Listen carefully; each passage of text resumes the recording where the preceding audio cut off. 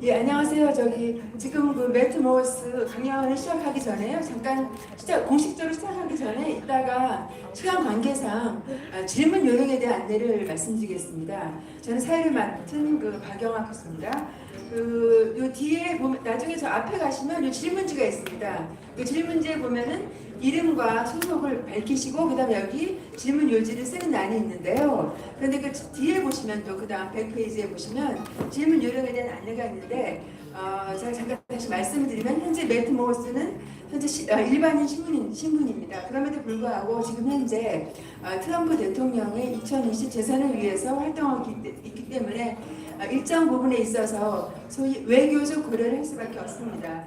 그래서 문재인 정부를 노골적으로 공격하거나 또는 한미 관계의 충돌을 야기할 수 있는 그런 질문이 나올 수밖에 없겠지만 그러나 그 질문은 자제해 주시기를 부탁드립니다. 예를 들면 미국에 의한 북한의 폭격 및 접수 해방은 언제 진행되는 것입니까? 또 해리스 우리가 묻고 싶은 질문이죠. 미 대사는 언제 박근혜 대통령을 면회합니까? 그리고 트럼프 행정부는 박근혜 대통령의 탄핵이 잘못됐다고 생각하십니까?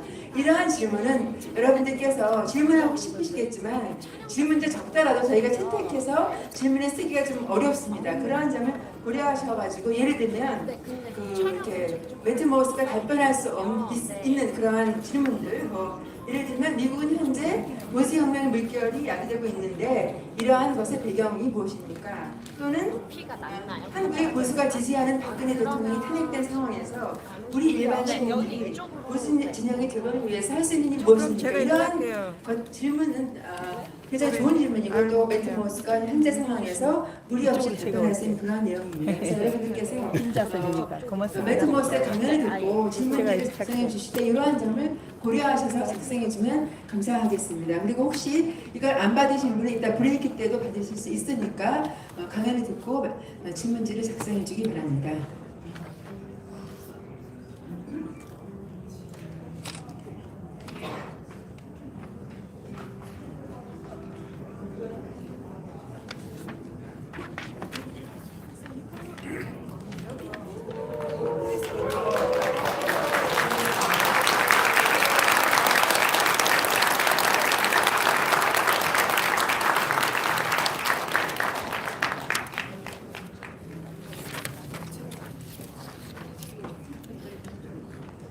자, 미스터 맷 모어스가 지금 착석을 했습니다. 그래서 관중들이 환호를 했습니다.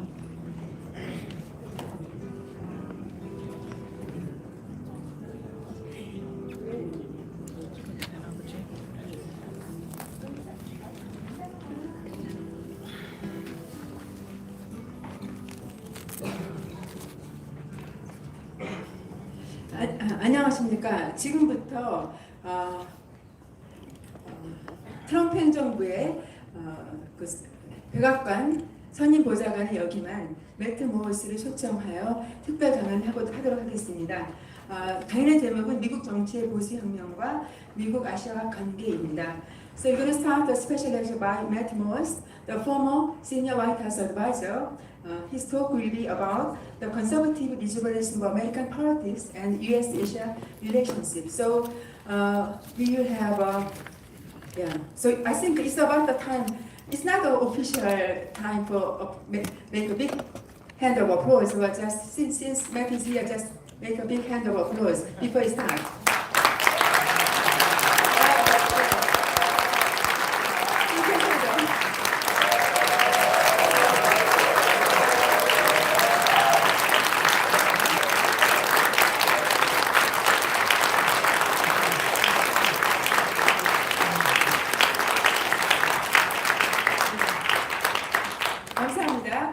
그럼 지금부터 국민 의례가 있겠습니다. There will be a pledge of allegiance. So please stand up. 모두 일어나 주십시오. 네. 먼저 국기에 대한 맹세가 있겠습니다. There will be a salute to the national flag of the Republic of Korea. 음악이 있어야 됩니다.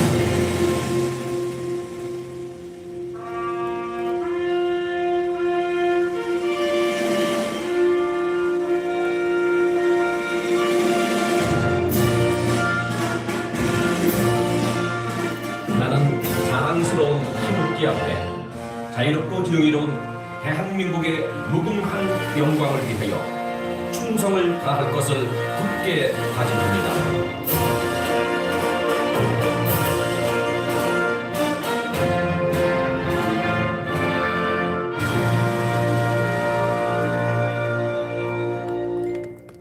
따라하십시오. 다음은 애국가 제창이 있겠습니다. There will be singing in unison to the Korean national anthem. 1절까지 하겠습니다.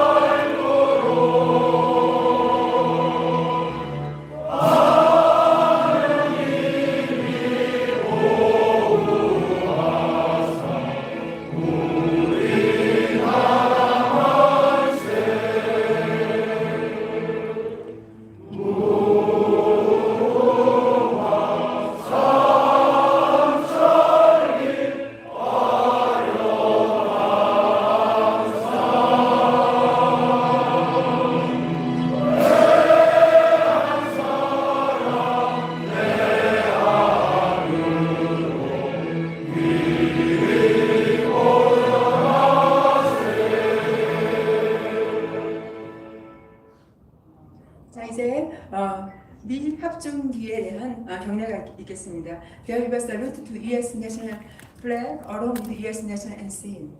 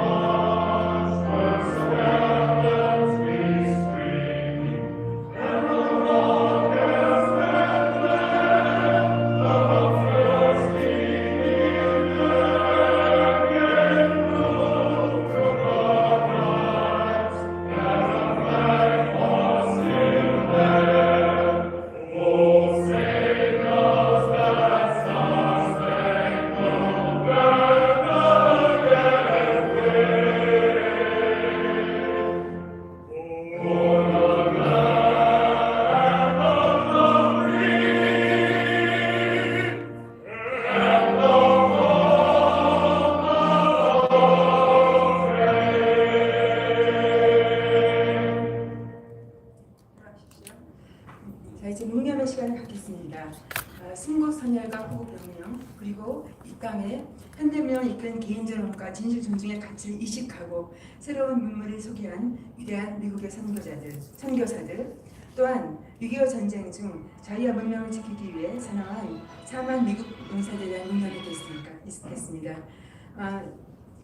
So we solemnly pay a silent tribute to our patriot fathers, the great American missionaries who introduced the value of individual dignity and intellectual integrity, and the 40,000 American soldiers who sacrificed their lives to protect liberty and civilization during the Korean War. So please have a silent time for tribute.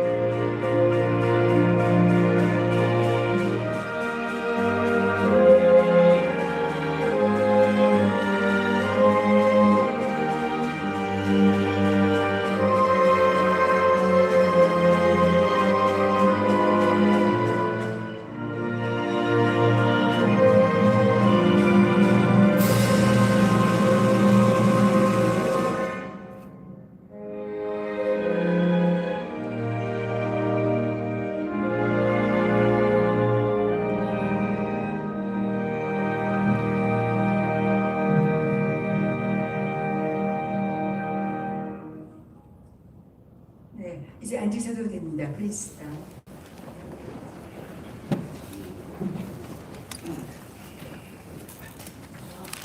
이제 이렇게 기중한 초청 강연을 조직한 이선본 일원 창안교육문화운동 대표인 박성현 대표의 인사가 있겠습니다. 예, 안녕하세요.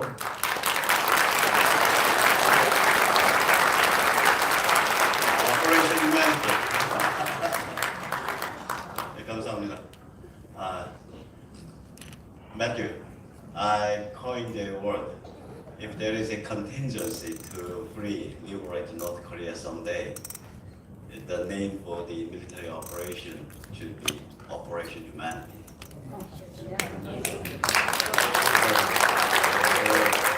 미국에 대해서 이제 저거를 시작한다면, 만약에 그런 경우의 수가 벌어진다면 그런 군사작전의 이름은 인류가 돼야 됩니다. 그런 얘기였습니다. 제가 어디서 한번 얘기를 했더니 저걸 들어주셨어요. 제가 이제 아마 오늘부터 이게 소문에 의하면 한국에 급파되어서 심각한 공작을 일삼고 있는 트럼프 간첩으로 낙인이 찍힐 것 같습니다. 그 점에 대해서 뭐 인생이 좀 호방하긴 하지만 큰 불만은 없습니다. 아시다시피 지금 우리나라의 국내의 그 싸움이라는 게 그냥 단순히 국내의 싸움이 아니고 이제 휴전선, 그러니까 분단 구조, 또 그 뒤에 버티고 있는 이제 전체주의 반동으로 치닫고 있는 중국 공산당, 중국 인민해방군 체제, 또 그것과 맞겨루고 있는 미국, 이런 세계와 직결되어 있는 그런 싸움을 하고 있기 때문에 우리야말로 대한민국에서 가장 정치교양 수준이 높고 우리야말로 대한민국에서 가장 그 인류 보편의 차원의 관점을 가지지 않으면 이 싸움을 이해할 수도 없고 또한 이길 수도 없습니다. 그런 의미에서 오늘 이제 매튜 모어스 씨를 불렀는데요. 이분은 이제 사실 보면 뭐 저도 가방끈이 길지 않아서 제가 굉장히 반갑더라고요. 제가 학사에 지나지 않거든요. 이분도 학사에 지나질 않아요. 근데 이제 저분은 저보다 좀 평탄한 인생을 잘 살으셨어요. 저는 저 나이 때 국가범법한 거 다치 4번 걸려서 되게 고생했었는데 그래서 이미 인생이 거의 반쯤 망가진 상태인데 저분은 21살 무렵부터 정치 일선에서 선거 전문가로 사셨어요. 정치학과, 와커스 대학 정치학과 나오셔서 선거 전문가로 살아서 계속해서 그 길로만 갔으면 아마 그냥 선거공학 혹은 선거 전문가로 끝났을 텐데 이 양반이 죄송합니다. 좀 과격하게 표현해서 빠릿빠릿하고 말귀 잘 알아듣고 정열적이니까 트럼프 같은 그런 노회한 나이들은 오나들은 이런 젊은이들을 좋아하거든요. 이 양반을 제가 보기에는 PC 리버럴들이 장악해온 수십 년 동안 국무성의 리에송 오피서로 보낸 것 같아요. 연락장교로. 그래서 국무성 PC 좌파 거대 관료 조직을 대충 고쳐서 쓸만하게 되게까지 장관 2번이나 바뀌고 한 번 바뀌고 여러 가지 그런 엎치락뒤치락 있고 드디어 동아태 담당 차관보에 세상에 그런 일이 이때까지 한 번도 없었는데 미군 정보 전문가 네이트 슈텔러 같은 사람까지 박아놓을 수 있고 이런 구도가 형성되기까지 결정적인 역할을 했다고 저희는 추정을 합니다. 본인은 그런 말을 할 수도 없죠. 그래서 이제 저분이 겉으로는 이제 지난 4월에 그만두고 트럼프 민간인으로서 트럼프 재선 선거 캠프 구성과 운영에 깊게 관계하고 있어요. 그러니까 겉으로는 민간인이에요. 그래서 무슨 말인지 다 알 수 있을 것 같아요. 근데 죄송하지만 저분은 스티브 배넌이 아닙니다. 스티브 배넌은 집안에서 할 말과 집 밖에서 할 말을 구별을 안 해요. 제가 그런 것 같다 그랬더니 어젯밤에 매튜 모어스한테 야 배넌 그 친구는 집 안에서 할 말과 집 밖에서 할 말을 구별 안 해가지고 막 해줘서 우리가 참 미국 속내를 이해하기가 너무 좋아. 그랬더니 매튜 모어스가 막 웃더라고요. 자 그래서 오늘 근데 저분은 이제 말이 굉장히 조심스러운 데가 있어요. 심지어 저분이 준 원고에 의하면 한 패러그래프는 문재인 대통령과 트럼프 대통령이 엄청나게 열심히 같이 협업을 해서 김정은을 판문점 정상회담까지 불러내는데 성공했고, 문재인 대통령의 말에 의하면 한미동맹을 이러이러하게 발전시키고자 합니다. 이런 구절도 있어요. 그러니까 우리는 잘못 들으면 굉장히 두드러기 나는 구절인데, 공인으로서의 카모플라지라고 애교 있게 봐주시고, 오늘 저 행간을 좀 주의 깊게 들어보세요. 그리고 저 사람의 말 중에 되게 뭐에 이렇게 초점이 맞춰져 있나 한번 주의 깊게 들어보시면 그렇게까지 쓸모없는 시간은 아닐 것이라고 생각이 듭니다. 자, 마지막으로 우리 박 교수님께 제가 1분만 시간을 부탁해요. 말을 조심하느라고 언구 자체가 영어가 굉장히 간접적으로 꼬여 있는 부분들이 있어서 트랜슬레이션이 실패를 했어요. 그래서 제가 저 꼴방에 올라가서 트랜슬레이션을 할 수밖에 없기 때문에 제가 튀어 올라가는 시간 1분을 벌어주십시오. 자, 그럼 조금 이따가 시작하겠습니다.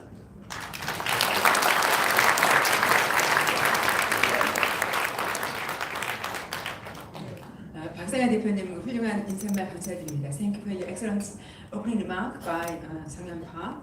So before 우리가 그 강연을 시작하기 전에 간단하게 우리 매튜 모어스의 양력을 말씀드리겠습니다. 매튜 모어스는 그 라커스 대학의 정치학과를 졸업했고요. 그 지난 10년 동안 미국 정치의 그 선거 캠페인의 전문가로서 활동해 왔습니다.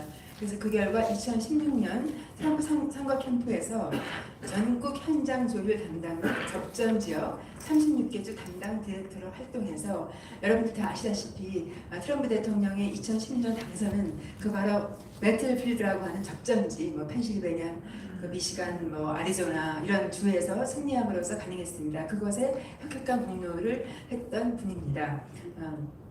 So thank you for your excellent role in 2016 Trump campaign.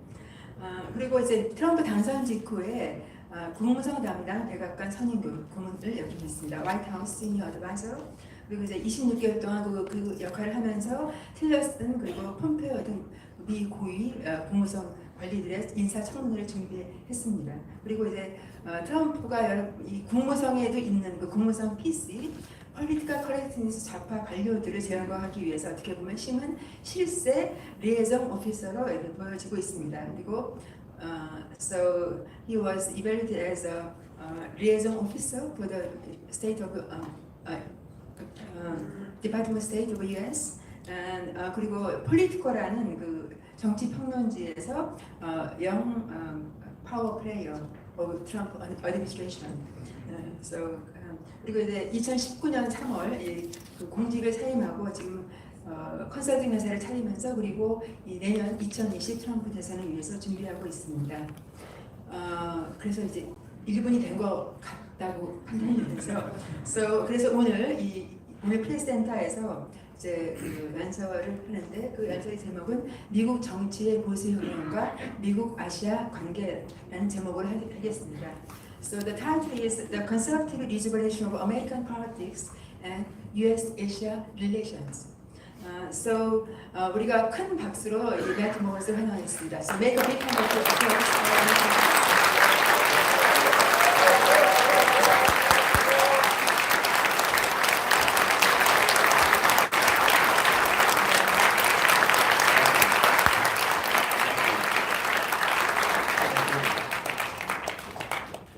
I love those signs. Very nice signs. Thank you. In order, traditionally, I would just speak from the heart for the entire speech. But given the fact that we have translation, I will try to stay on script. However, I feel so energized being in this room. I hope you'll forgive me if occasionally I try to add a little bit more. First of all, thank you so much, Mr. Park, Ms. Park, for your wonderful invitation. It's truly an honor to be with everyone here today. And I think a moment like today can't come at a better time because it's such a unique moment for all of us. I really want to discuss a few different things, but let me also just start by saying that is in events like this that allow every single person in this room to become individual ambassadors for our countries, for our beliefs. And only in countries such as yours and in mine can that happen. And so thank you for doing that, and thank you for being here today.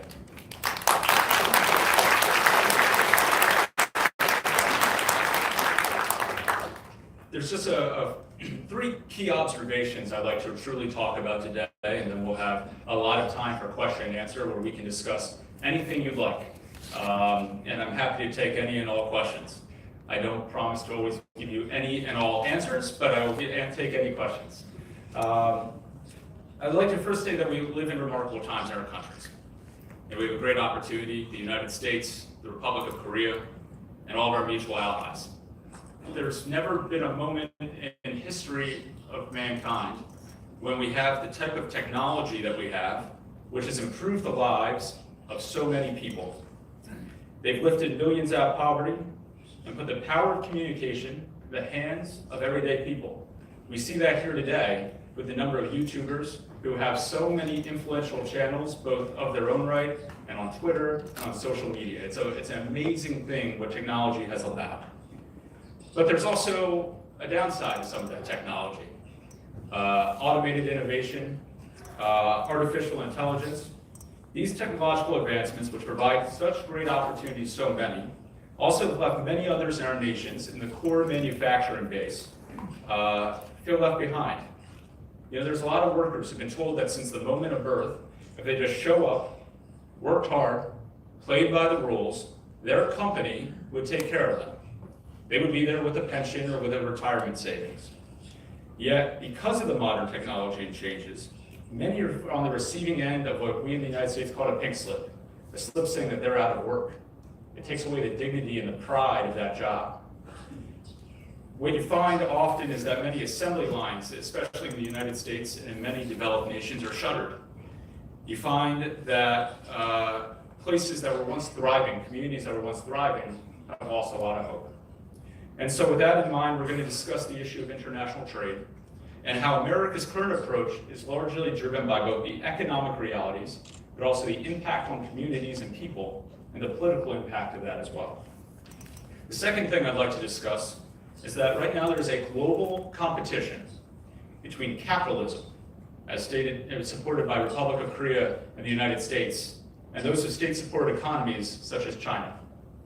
With the extension of a divide between liberalization of government, liberal democracies, free speech, freedom of religion, that Republic of Korea and United States stands for versus countries like China.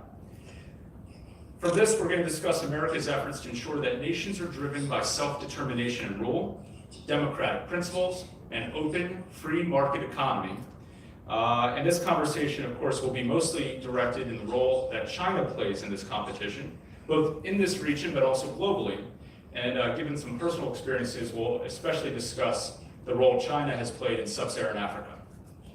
And then the third, and to some degree final part of my formal remarks, we'll discuss our collective security agreements, which have been the bedrock of security in the 20th century and have been challenged by both allies and adversaries alike.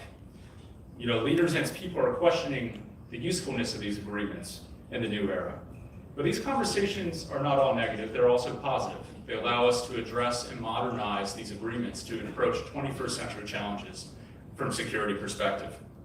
So I'd like to discuss how multilateral efforts have been key towards containing the threat of a nuclear DPRK, as well as how multilateral security agreements such as NATO in Western Europe and Eastern Europe have been improved to address modern day threats. And so I'd like to paint a little picture about how we are where we are. And I think a really important day of that was the evening of November 6th, 2016. It was on that evening that I was standing on the 5th floor, and then later a lot of us moved up to the 14th floor of Trump Tower in Manhattan, New York City. It was right on 5th Avenue in Manhattan, and we were just feet away from where the studios were, where then Donald Trump had the top running show in the United States for years called The Apprentice. It was the #1 show for many years and been taped right there. It also served as the campaign headquarters for his presidential election. And yet, instead of determining that night which entrepreneur Donald Trump was going to hire, America made its determination that they were going to hire Donald Trump, which is good for all of us.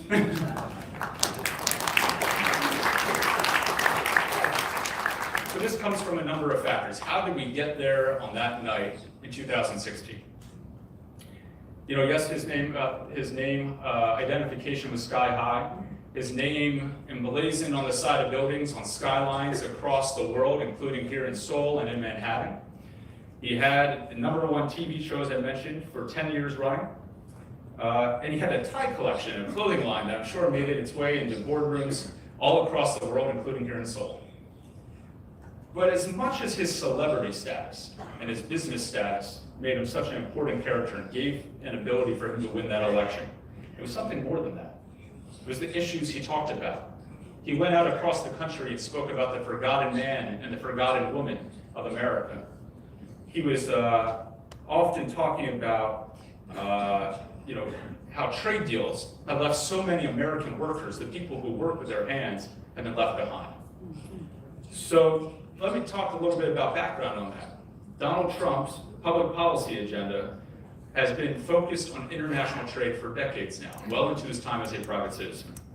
Since the 1980s, President Trump consistently questioned the usefulness of international trade if agreements were not in place and ensured adequate and access and fair treatment for American businesses. For decades, President Trump directed these opinions towards the Japanese-American trade relationship. There's many interviews from the late 1980s where President Trump, then Mr. Donald J. Trump, had spoken about how Japanese-American trade relations were not fair for American workers. But more recently, President Trump has focused that attention towards the U.S. trade relationship with China. As underpinning, the President's opinion of this stems from the belief that trade deficits have long been ignored by politicians of both political parties. They've been ignored by the elites of many nations at the expense of the working class people. And so they've done that in name of free trade. Well, President Trump's estimation of free trade only matters if it's fair trade, trade that's equitable and fair for both countries, as well as for the workers of those countries. We need to ensure that a fair trade agreement ensures an open market for American businesses, expanded purchases of American goods. And just this month, President Trump reiterated this view. He was at a campaign rally in North Carolina, and he said that for decades, America's trade relationship had left us with closed factories, no jobs, no nothing. In this, you can find the political context for his views towards trade as well. After all, he made these comments at a campaign rally for his re-election. But while from the 1990s through 2014, public opinion supported free trade, by the time that the election in 2016 had rolled around and was in full swing, public opinion was much more likely to believe that free trade policies and multilateral agreements were not helping the American worker. They hurt the American economy due to its impact on America's manufacturing base. Economists frequently discount the impact of these trade deficits among countries. They argue that ultimately as a result of the needs for goods being traded for the benefit of both sides. But President Trump and several of his advisors, including the Director of Trade and Manufacturing Policy, believe that this theory discounts the manufacturing workers in the country that produce the goods, that make the goods, and that it benefits purely the consumers. Ultimately, this is the underlying argument between free trade and fair trade. Are you more concerned with reduced prices for consumers because of increased global competition of goods, as well as reduced labor costs? Or are you more concerned with the economic well-being of the manufacturing workers, the people of our own countries that actually make the goods? Their livelihood depends upon increased sale of American goods at a good price, both at home and abroad. Now, underscoring this point remains the political dynamics of the United States. I'll provide a little more political background because I'm not sure how familiar everyone here is with how American electoral politics comes about. You know, in the United States, unlike most countries, you don't have a single popular vote. You have the founders of our country, the drafters of the United States Constitution, institute a system called the Electoral College. This makes an American presidential campaign not just one national election, but 50 individual state elections. Each state casts its vote, designated electoral votes in favor of a winner of the pluralities of that state. So in states where I've come from, like New Hampshire, if the plurality of voters vote for a candidate, that candidate gets New Hampshire's electoral votes. The electoral votes are determined by population size. You look at a state like California, where I'm sure many people in this audience know a lot, have a lot of friends and family. they have 55 electoral votes, made up of 53 members of Congress and 2 members of the United States Senate. And that's how they get the combination of 55 electoral votes, but they're determined by the plurality of the votes. A state like Delaware, on the other hand, has 3 electoral votes and represents its 1 member of Congress and 2 United States senators. Now you might say, why did the founders of America decide to design this? Well, they did it to ensure that everyone had a voice. That it wasn't just those who lived in the urban areas to determine the outcome of a presidential election, but a president had to go into these states and talk about issues that affect everyday people who often feel left behind. They have to go to the farmers in these communities. They have to go to the manufacturers in these communities and have a real conversation, try to earn their vote just as much as the vote of a coastal elite. So ultimately, the winner of a presidential election must receive 270 electoral votes. That's a majority of the electoral votes that are cast. Now, because of political partisanship in the United States, between Republicans and Democrats, the 2 major parties in the United States, you have strong Republicans and strong Democratic states. So states like New York and California are considered very likely to support a Democrat candidate. States such as Alabama and Texas are likely to support Republican candidates. While this shifts each election cycle a bit due to changing public attitudes and population movement, the underpinning of the electoral map usually remains somewhat similar. But in 2016, the Republican Party was facing a challenge, a predicament. Several states that long helped the Republican Party succeed in electoral college had shifted towards the Democratic Party over the past 15 years or so. States like Virginia have become very Democratic, whereas just about 15 years ago, they were very Republican. So in order to be successful in the Electoral College, Republicans would need to win states that long have been considered battlegrounds, ones where presidential candidates year after year always compete, states like Florida, North Carolina, Ohio. But they also had to find new ground for the Republican Party's message. So Donald Trump and the Republican Party targeted states like Michigan, Pennsylvania, Wisconsin, Maine, states that had not voted for Republicans since 1988, or in the case of Wisconsin, since 1984. So in a generation, essentially, they voted for Democratic candidates for president. But while these states become a bedrock of the Democratic Party, the population was largely exurban. There are folks who live in suburbs and farming communities. There are individuals who work in the manufacturing economy. They're the ones who build American automobiles. They're the ones who use American steel. They're the ones who farm consistently. And these are the states which have been the hardest hit by modern technology and globalization.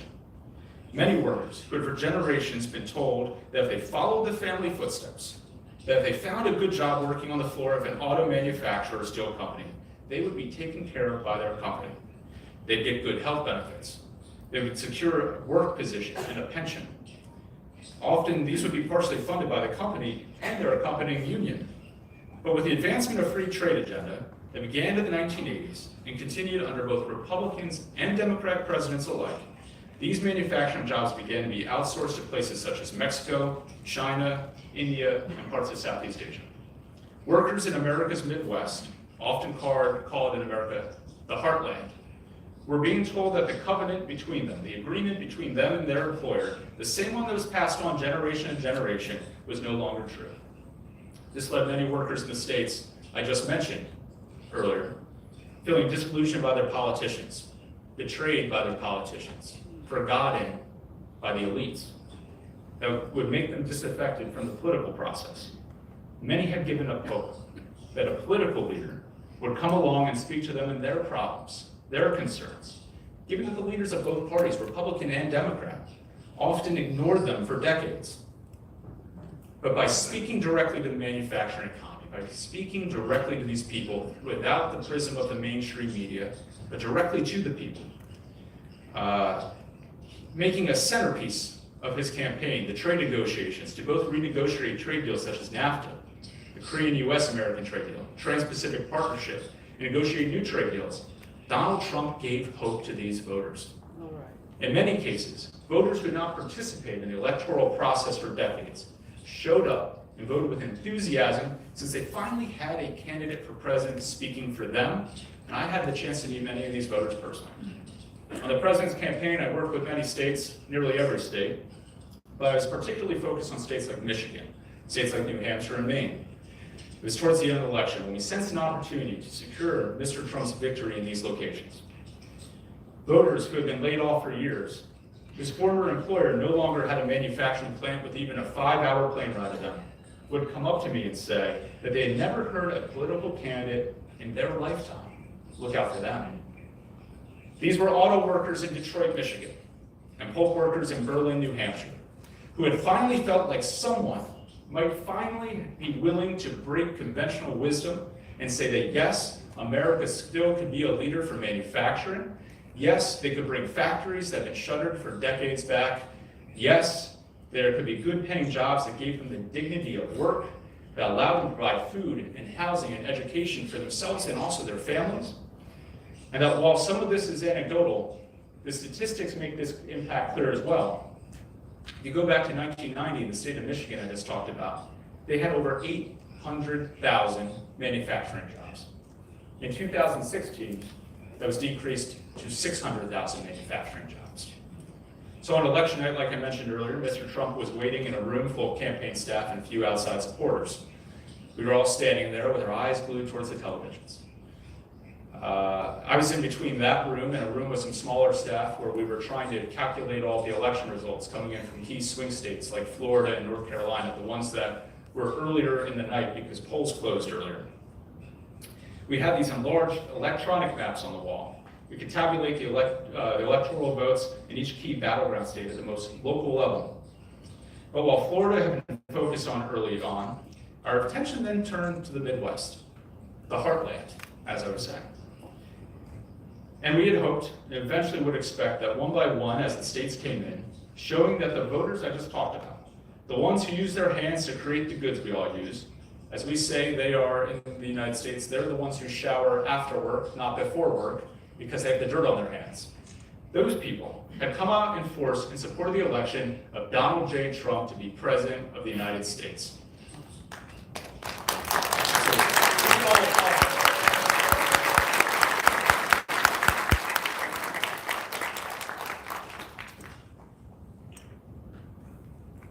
I will tell you also that these states remain just as important for next year's election in 2020.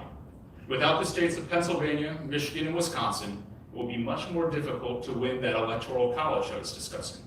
That is why you've seen President Trump continue to move forward on his trade agenda, working with allies and competitors alike to renegotiate trade deals that can benefit the heartland, the men and women who work in the manufacturing base of the United States. So what does this mean with regards to the context of the current trade environment? Well, it means three things. First, President Trump is actively looking to expand into markets which American companies can sell goods to. While I will address America's viewpoint towards Africa later, that becomes fertile ground for new trade opportunities, as well as much of Asia. Second, it means looking at the rules for each trade agreement to determine whether it establishes fair, equitable, and reciprocal playing field for both partners. As such, you continue to see the United States draw a hard line on issues such as open market access, forced technology transfers, and intellectual property rights in nations such as China, which do not respect or recognize any of those. Third, and perhaps most importantly, President Trump is looking at foreign markets to purchase more American goods. Just these past 2 weeks, President Trump delayed the implementation of additional tariffs on Chinese goods, in part because their celebration, but also because of their need for additional support and agreement to purchase more American soybeans and other products. But this is temporary.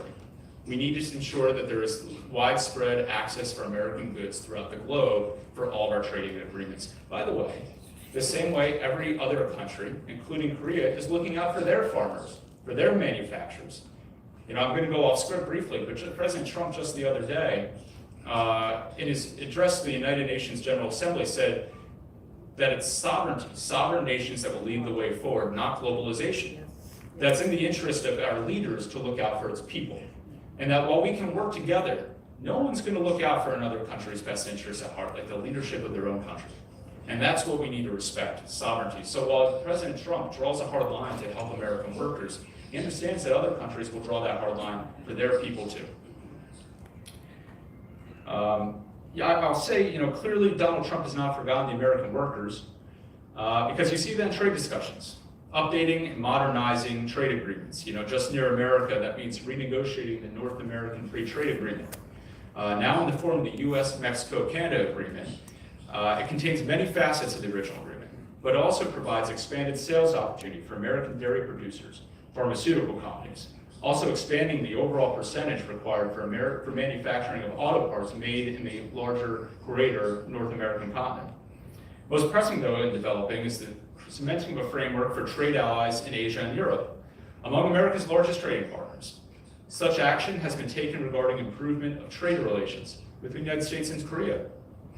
After the 2012 Korean-US agreement went into effect, the United States trade deficit increased by 75%.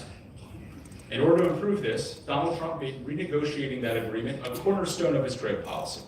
In 2018, the United States and Republic of Korea signed agreements to improve the trade agreement, and these measures include exporting more US-made automobiles to Korea by doubling the number to 50,000 of cars permitted to be manufactured in the United States and traded into Korea.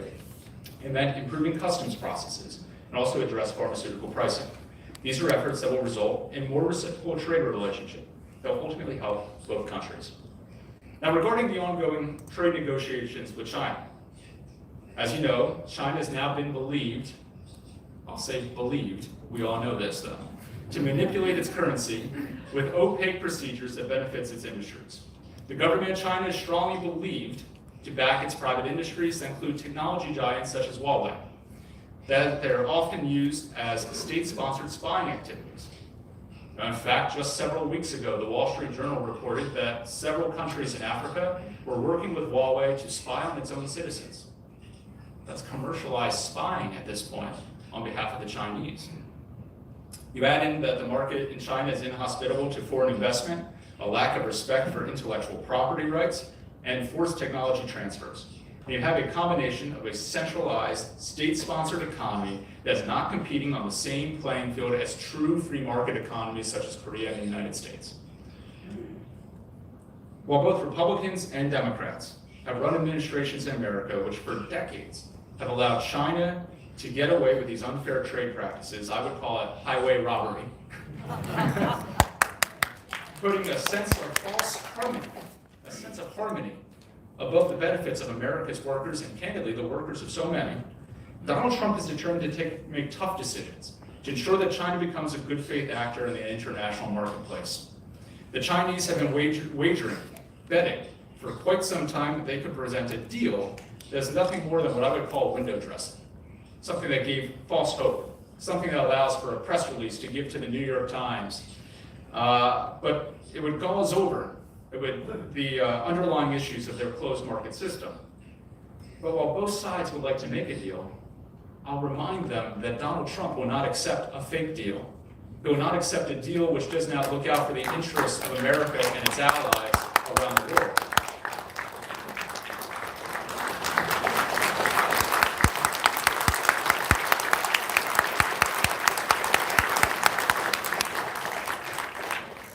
President Trump has now stated in unequivocal terms and followed through on this directive when he rejected a vapid offer earlier this year.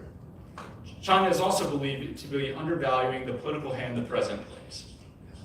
I believe, and others do, that China feels they can hold out on making true market reforms in their hopes that will bring volatility to the American markets, become a political challenge for President Trump in the 2020 election.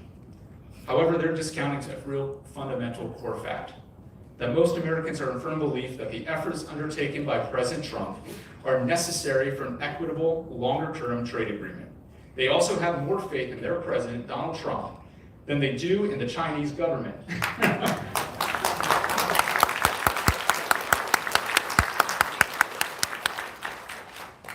You add into the fact that market investors continue to see opportunities in American markets. And while it's been a bit of a roller coaster this past year, no doubt, the Dow Jones and NASDAQ continue to reach historic heights. Therefore, it is in China's best interest to understand that a false olive branch will not be accepted by the Trump administration. They must move forward with a genuine offer of reform, one that truly opens up the market and levels the playing field. China cannot expect that its economic actions will get a pass as they steal American European, Korean, and Japanese intellectual property and technology, while they use massive arm and bank accounts of their government to prop up businesses in the international marketplace. If China wants to be accepted into the true international economy, then it's time for them to act as a true market-oriented economy, where goods and ideas succeed. Americans want to get a deal done with China, but only if it delivers real change, not false hope. With that, I'd like to turn to my second point from earlier, which is that separation between state-sponsored economies that also happen to have limited respect for human rights and democratic processes. Ones that nations such as the United States, Korea, Japan, Europe, much of South America and Africa share. You know, while our leaders are more connected than ever, they're frequently in communication by the day. We as an international community have allowed large-scale actors, most notably China and Russia, to masquerade as good faith players in the international community. I was with President Trump as he announced the national security strategy for the United States. They announced in 2018. And it was the first time in American history that national security strategy actually recognized the global competition that exists between the United States and China. Much like the Soviet Union in advance of the Cold War, China has relied upon a small cadre of an elite to rule their country. They offer small pieces of economic advancement for return for complete and total autocracy among an oligarch. We need not look further than the ongoing protests in Hong Kong to see how the failed Chinese philosophy that says, give us your freedom and we'll give you economic security, do not match the hopes and dreams of their own people. And so we wish those protesters luck as they stand for their rights of freedom of speech and democracy.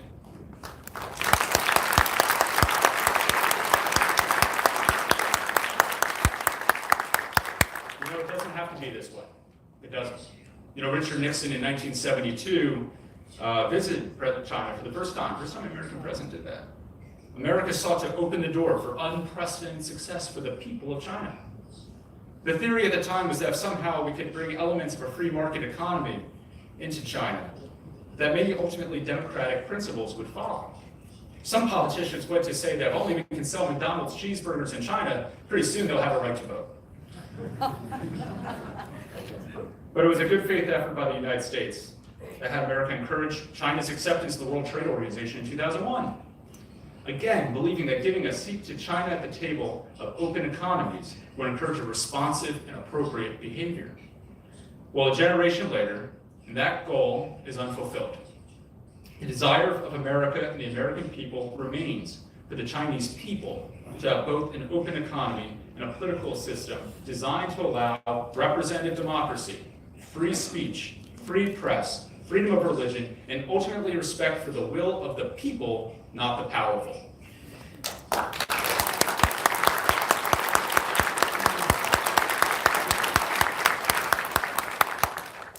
You'll note that I used the word freedom quite a bit there. Yes, yes. That's because ultimately that's the underpinning of America's desires, and I believe the desires of everyone in this room for all people around the globe. Freedom. It doesn't necessarily mean that everyone has to act like America or mimic everything that we do, but it's for each people to have the freedom to determine their own destiny. That's what we're seeking. The government of China is currently on a dangerous path, one that restricts free speech of its own people. In fact, China has now built an aggressive surveillance state. They're backing private companies such as Huawei, like I mentioned, help monitor the movement and speech of their own citizens. It's embodied the Chinese to develop a social credit score, where they get to determine who has value. It's not up to God and it's not up to others, it's up to the government, is what they say. The Chinese government has also cracked down on religious freedom. They've imprisoned approximately 1 million Muslims and held them in camps for indeterminate periods of time. The Chinese ruling class has cracked down on Tibetan monks who continue to light themselves on fire as an expression of protest, believing that if they are going to have their rights as a human being taken away, then they themselves will take away their own life instead, because that's more important. The Chinese government doesn't even allow for the Catholic Church to determine who its own bishops will be, deciding that they, the government, had a better idea than any one person's faith. However, the true challenge lies not just in China's abject rejection of consideration of the free will of its own people, they're now determined more than ever, expanding their conquest for influence around the world. This has been done in part through the One Belt, One Road initiative. They've offered predatory loans to developing countries, with payment terms often unable to be met. Once the terms cannot be paid back, Chinese companies, with the backing of their government and its capital, places to take ownership of those entities in these nations. Everything from electric grids to mining. Even worse, these projects are not even completed with local labor. It's frequently reported that Chinese government and companies ship in prisoners from China to help build the infrastructure in these developing countries. When the project is finished, they rarely bring these prisoners home. They often leave them in their new country. This is a form of modern-day colonialism, and that's not my words. That's the words of leadership among leaders in Africa and what they've explained to me. Modern-day colonialism. They lure countries in the need of too good to be true loans that cannot be repaid. They then take over sectors of the economy of these nations. They ship their own prisoners into colonies. I saw some of these efforts firsthand during my time at the State Department. I traveled hundreds of thousands of miles in that role and saw firsthand the impact of China's efforts, particularly in sub-Saharan Africa. One doesn't need to go far beyond the airport. In particular, I remember getting off the plane in Lusaka, Zambia. After entering into that hot and humid weather and getting off the plane on the tarmac, I looked up and on the billboard it said, "The Bank of China welcomes you to Zambia." Some welcoming committee. Oh my God. This example also played out much closer to you here in Sri Lanka. Just not very far away in Sri Lanka, Chinese state companies helped build a port, again with predatory loans and terms that could not likely result in repayment. When Sri Lanka could not make the required payments, China forced their hand and took over the port, which they then subsequently established into a military base for China's Navy. Even completed work is questionable at best. I don't forget there's a notable moment in advance of Kenya's elections in 2018. Just weeks before the election, the incumbent president, President Kenyatta, stood in front of a bridge built by a Chinese company. They had a symbolic ribbon cutting. It wasn't any more than 2 weeks after that bridge was built and declared open for use with the ribbon cutting and all, that it collapsed. That's some metaphor for working with the Chinese. That's true. Now I want to compare those efforts to that of the United States. You know, there's a lot of noise around about where the United States stands in the global economy, where it stands right now as a leader in the free world.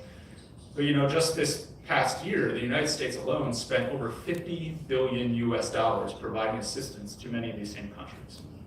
These investments have, we can applaud that, that's good.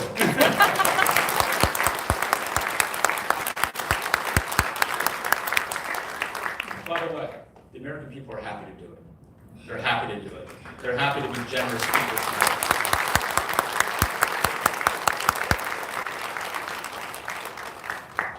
Now, these investments have led to many things. They've led to expansion of health services and treatment for deadly diseases, assistance with election procedures for the purposes of a fair electoral process, and also helping ensure young people, who are making up an expanding share of the population in many developing countries, receive adequate education that prepares them for the modern economy.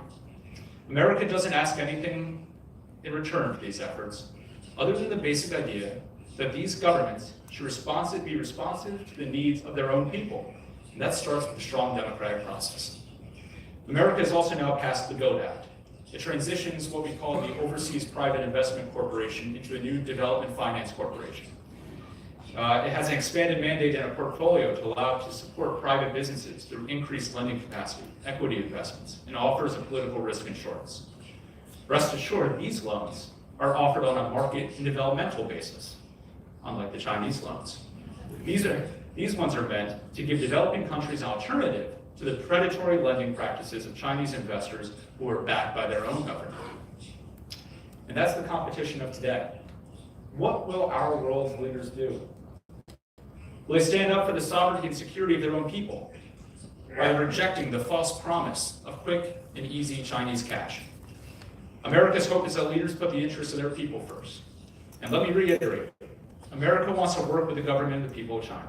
It will continue to work with them on issues of regional and global security, including the threat posed by nuclear regimes such as the DPRK. But we expect that China will begin acting like the world leader they seek to be, through respect and the will of its people. The third point I'd like to discuss is the ways to modernize the framework of our collective security agreements among allies for the purposes of confronting rogue state actors and as well as the increased threat of non-state actors. Early in the administration, we saw these efforts all too well. I was in the room with then Secretary of State Rex Tillerson within hours after we had learned that the DPRK sent off its first missile over Japan in the era of the new Trump administration. We also recognized that was an early test for our new administration. How would this new president, President Trump, react with such saber rattling from the part of the Hermit Kingdom? Well, they quickly saw what happened. America mobilized its allies, most notably Korea and Japan, for the purposes of engaging them and containing the threat of the DPRK. America also worked with the U.S. Ambassador to the United Nations, Nikki Haley, to impose strong international sanctions that actually included support from China and Russia. These efforts brought to bear the unified front to bring the DPRK to the negotiating table.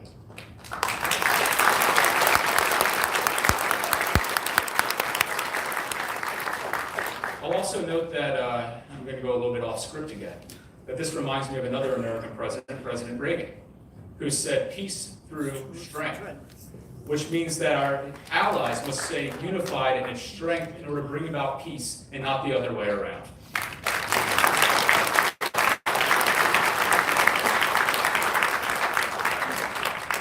Now, obviously, as we all know, these efforts are still underway, and President Trump continues to work with the government of Korea as it needs to. In fact, he was with President Moon just this week where they discussed ongoing discussions with DPRK. And as you know, they actually visited the DMZ. And I give President Moon credit for saying this. He did say, when he talked about the collective security of the people of Korea, he said that the security of the Republic of Korea and U.S. alliance has become a comprehensive strategic alliance that strengthens cooperation in not only security, but also economic, regional, and global issues. Such steadfast Korean-U.S. alliance is working as the linchpin for regional peace, stability, and prosperity, and we have decided to continue in close coordination. While America remains committed to working with its allies to ensure the mutual cooperation on purposes of intelligence and security. President Trump has reiterated his support for the NATO alliance and security agreements, including the U.S.-Korean security agreements. However, many of these agreements were first structured decades ago, when the world and its economies looked drastically different from it does today. While the United States will never shrink from its responsibility to lead, it is not unreasonable to ask developed nations of wealth to begin to chip in for some of the costs associated with that collective security. Yes, that even includes the Republic of Korea.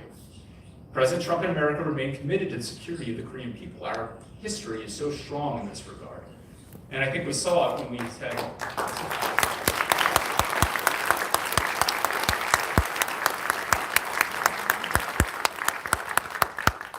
I was so touched personally when we had the silent prayer that I think underscored the relationship between Korea and the United States and the shared history that we all have. So thank you for that.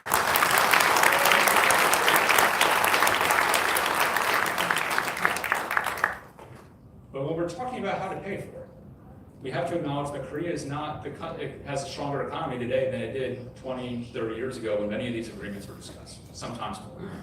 And so when President Trump asks for countries to provide a little bit more economically, monetarily for their own security, we hope that that's met with an understanding that we just need to modernize these agreements.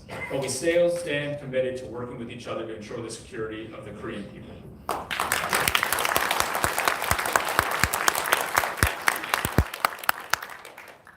This ask has been made of many other allies as well. Germany, France, many developed nations of Europe, which have great capacity to contribute more to their own security. And you've seen President Trump ask NATO members to commit their 2% share of GDP on security spending to support the collective defense of Europe. We need this in order to truly tackle and confront the security challenges in each region. So I want to make a brief touch point on the 2020 election as well, because I'm sure everyone here is wondering what is happening in the United States. At the moment, President Trump remains in strong standing, and there's a large field of candidates in the Democratic Party running right now. They're seeking to be the nominee to face off against the president. And while it was expected that former Vice President Joe Biden would be the presumptive favorite of his party, it's actually now Elizabeth Warren, the senator from Massachusetts, and Bernie Sanders, the senator from Vermont, who have been polling very closely in states that will hold the first primary elections. In fact, just this week, a poll from Iowa and New Hampshire, the two states that vote first in the primary process, have now come up with polls that show Elizabeth Warren leading Joe Biden.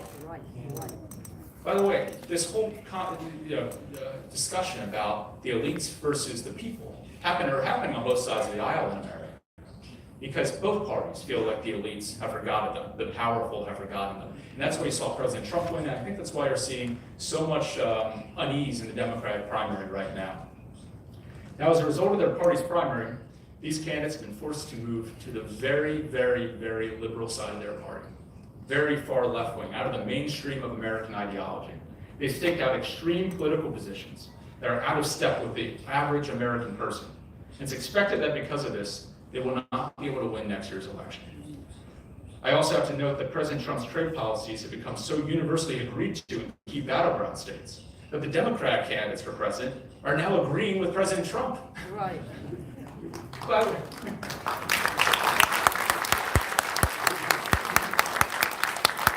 so why don't we send a little message to China quickly on that, to let them know that if they were hoping to wait President Trump out in his election, one, he's not going anywhere. Right. Two, both sides agree that China has to make changes. So I want to conclude kind of with a brief story. It's one that that I've thought a lot about. I think it symbolizes America's approach and the approach that other countries we've spoken about today do. And I think it sums up the great conflict and battle of ideas that we're having in this geopolitical conversation right now. I was traveling in Johannesburg, South Africa, and I participated in a meeting with many African ministers of health. While I was in the car there, I saw a sign on an empty lot that said, "Paid for by the People's Republic of China." So I asked my driver, I said, "What are the Chinese planning to build there?" He then replied, he says, "I wouldn't know." He said, "They came in with all this money. They bought up the property and put up the sign. But that was 5 years ago." I found that interesting, because I didn't really think about it too much at the time. It was kind of interesting, but I go to these meetings later with the African ministries of health, and a gentleman from the health ministry of Botswana stands up. And his words have been etched in my memory ever since. He won't describe the status of his country and how its people at the height of the HIV/AIDS epidemic in the early 2000s. He said those days in Botswana, they had a saying that Saturdays are for funerals, because everyone knew someone at that time who was passing away from HIV/AIDS. It's a terribly sad thing to say. But then he said, because of what the American people have done, because America now still commits over $6 billion a year to confronting and combating HIV/AIDS around the world, most notably in sub-Saharan Africa. He said,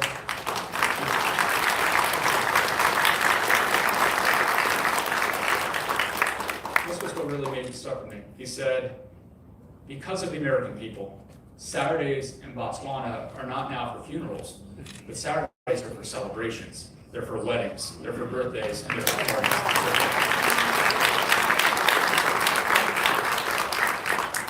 As an American, it made me immensely proud of that moment. It made me remember what the true context was and the difference was between the way America approaches the world and the way China does. I think that symbolizes a lot of the difference, right? And for China, it's an empty parking lot. For America, it's saving millions of lives.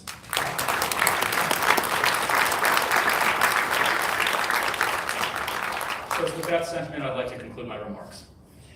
On one final note, just to remind you that America remains committed to being a leader in this world, but we can't do it alone. We need strong democracies that value the will of its people, that value the freedom of religion, the freedom of press, the idea that capitalism and market economies are the best ways to control true ideas and a strong alliance between Korea and the United States must be made to confront these global challenges.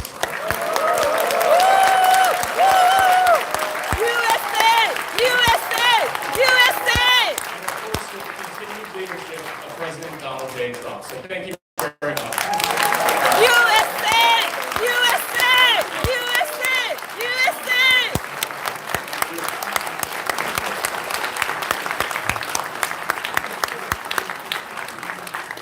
Thank you so much, man. So just give him a big hand of applause again.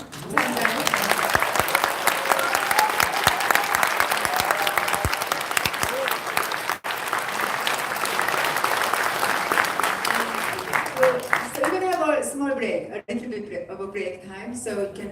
Okay. Yeah. 지금부터 약 10분간 그 휴식 시간을 갖겠습니다. 그리고 휴식 후에는 여러분들 질문지를 바탕으로 해서 질문과 그다음에 응답 시간을 갖도록 하겠습니다.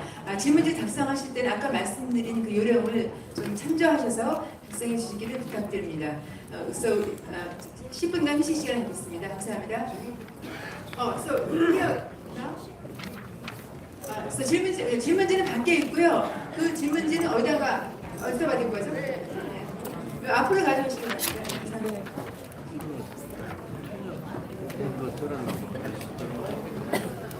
잘못된 건 다 지나갔고요. 제가 필요하면은 캡션을 넣어볼까요?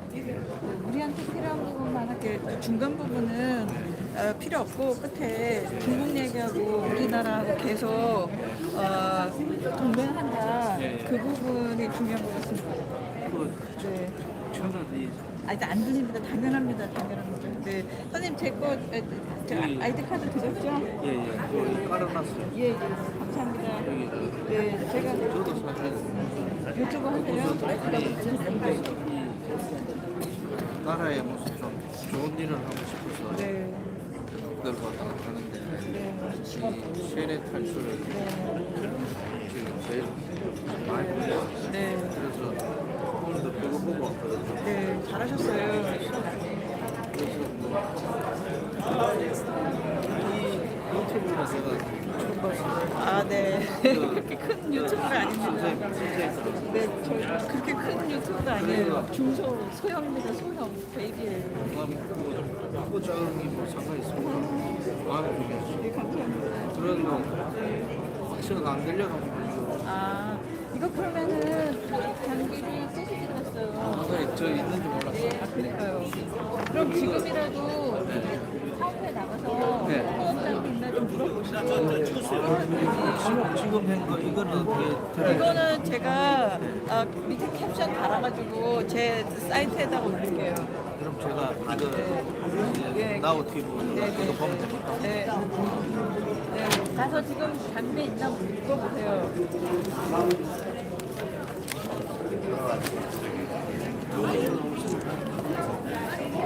저는 보니까 분별색이던데요. Well, it sounds like. Thank you very much. Appreciate it. Thank you for coming. I appreciate it.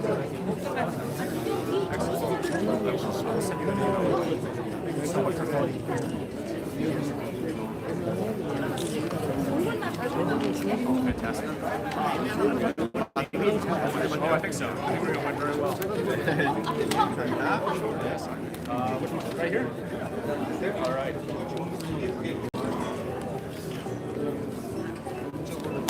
네, 마지막 멘트가 굉장히 감동적이었습니다. 대한민국과의 동맹은 영원하고 굳건하다고 얘기했기 때문에 감동받아서 제가 USA를 외쳤습니다. 네.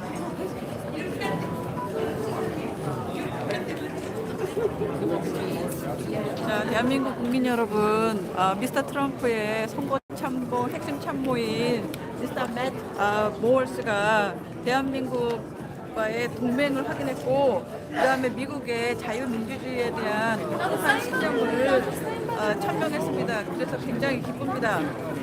I unfortunately don't have one on me.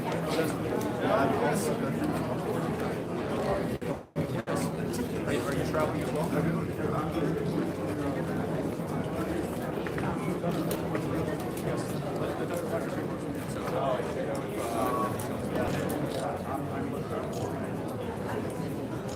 우리 서 교수님 오셨네요.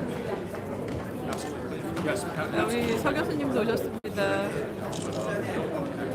참 기쁜 날입니다. 대한민국과 미국과의 혈맹은 매우 공고합니다. 그리고 미국은 자유민주주의 가치를 수호하려는 의지를 강하게 가지고 있습니다.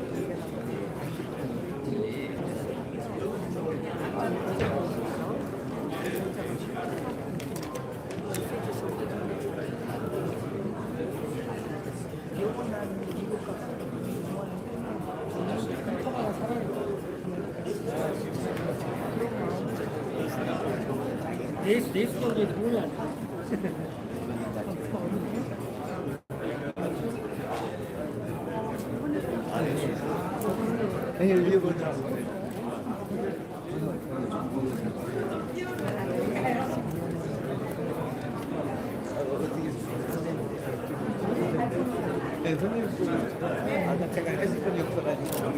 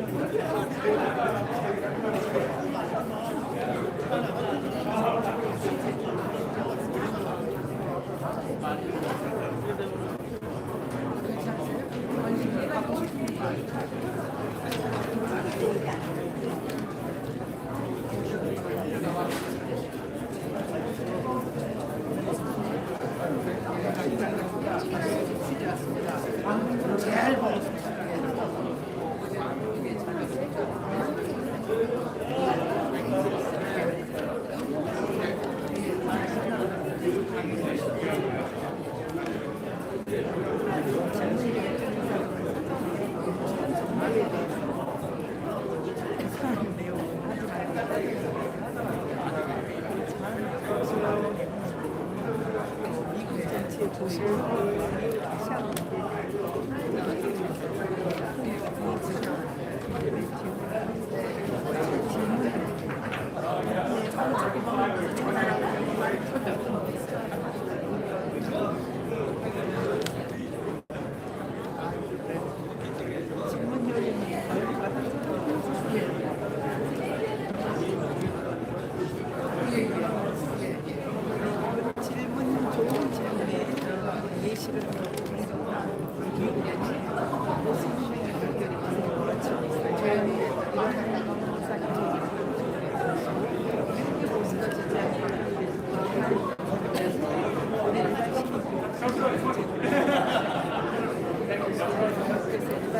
빨리 와.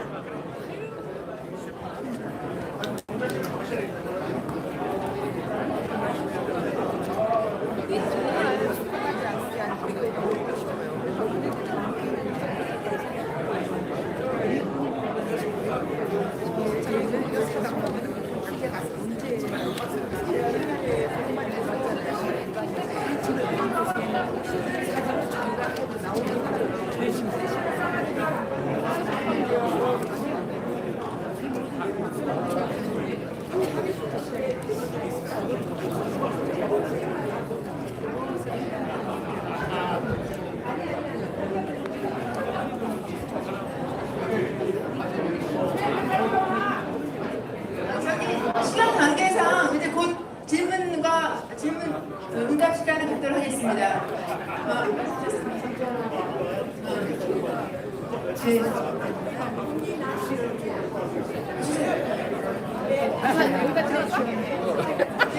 저희가 시간 관계상 곧 질문과 응답 시간을 갖도록 하겠습니다.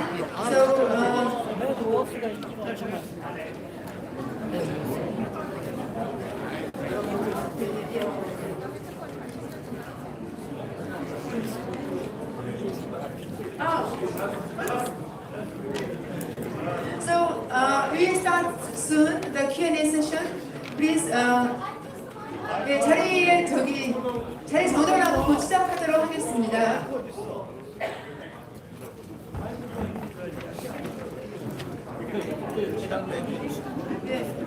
이제 곧 시작하도록 하겠습니다.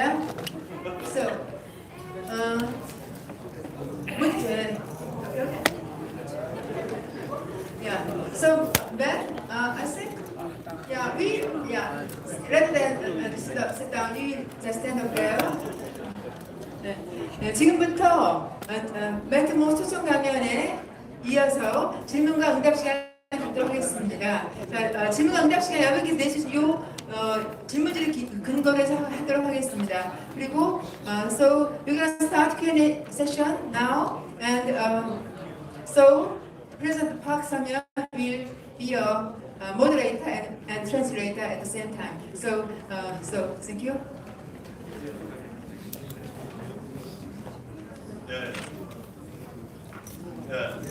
저기 질문 중에 예를 들어서 이제 당신은 중국 공산당이 언제 해체될 거로 생각하냐? 사실 저거 묻고 싶었는데 못 물었거든요. 그래서 이 질문은 죄송합니다 선생님 넘어가겠습니다. 그 다음에 중국 공산당의 해체를 위해 미국이 취해야 할 가장 시급하고 중요한 조치는 뭐라고 생각합니까? But I just cut out a question which says, when do you think the CCP, the Communist Party of China, will be dismantled? What do you think? What kind of measures do you think the U.S. government will take for that purpose? Okay, we are going to be silent about that. It's a secret. I didn't realize I had to bring my crystal ball with me. 예. 자, 이거는 죄송하죠. 아시잖아요. 이게 거의 공인이고 또 이 자리가 공적인 자리라서 이런 내용은 대답이 힘들죠. 그 다음에 이제 보통 이 그래스루트들이 미국을 트럼프 정책을 떠받들고 있기 때문에 앞으로도 미국의 정책이 크게 변하지 않을 거다. 그런데 그런 관점에서 요새 이제 한미 동맹에 대해서 트럼프가 이거 나라를 북한에 팔아먹는다 이런 얘기를 조중동 비슷한 데서도 막 떠들고 이러니까 불안해하셔서 던지는 질문이에요. Do you think the ordinary or grassroots U.S. citizens who support Trump support very strongly the ROK-U.S. alliance? I do, and the reason is because I think it's the everyday grassroots Americans that recognize the value of our relationships abroad, both in the sense of trade as well as national security. And so I think actually one of the things that is incumbent upon political leaders in America, and I've often told politicians, as well as actually the U.S. State Department, it's so important for them to continue to communicate to American citizens the values of that, the value of those relationships. Because if our leadership is not going to break that down and actually tell everyday Americans about how important those relationships are, it's possible they'll be forgotten. But I think, at least in the Republican Party, because remember, so many Americans know someone who fought side by side with the people of South Korea. And so it's personal. 대충도 알아들으셔서 우리 지금 오디언스 수준이 너무 높아요. 그래서 제가 통역을 하기가 겁이 나요. 다 알아들으셔서 다 웃고 박수를 치니까. You know, I might not need to translate at all. The level of audience is so high and most of them are bilingual almost. You all understand a lot more English than I understand Yes. Korean. 자기 본인보다 더 영어를 잘하시는 분들이 여기 맞아요. 많다는 거예요.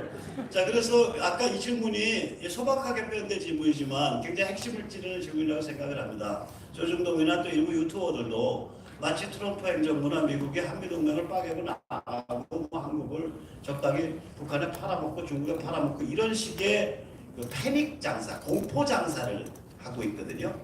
근데 그 점에 대해서 이 질문하신 분의 취지는 트럼프의 정책이라는 게 초당적이 돼가고 있다. 그리고 심지어는 미국의 그래스루트가 지원하니까 그건 아무도 못 바꾸는 거다. 오케이, 그렇다면 한미동맹에 대해서도 그래스루트가 지원하는 거냐? 그렇다면 한미동맹도 아무도 못 바꾼다. 이런 질문을 해주신 거예요. 그래서 이제 답이 뭐냐면은 맞다. 미국 사람들은 한국에 대해서 굉장히 가깝게 느낀다. 일반 그래스루트들. 그리고 그렇게 느낄 수 있는 홍보 작업을 미 국무성이 계속 집요하게 하고 있다. 그 말을 했습니다.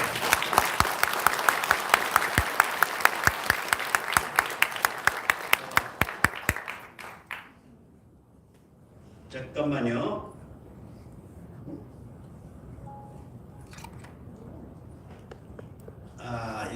이게 저기. This is much more a religious question. So he writes his question in a very decent English.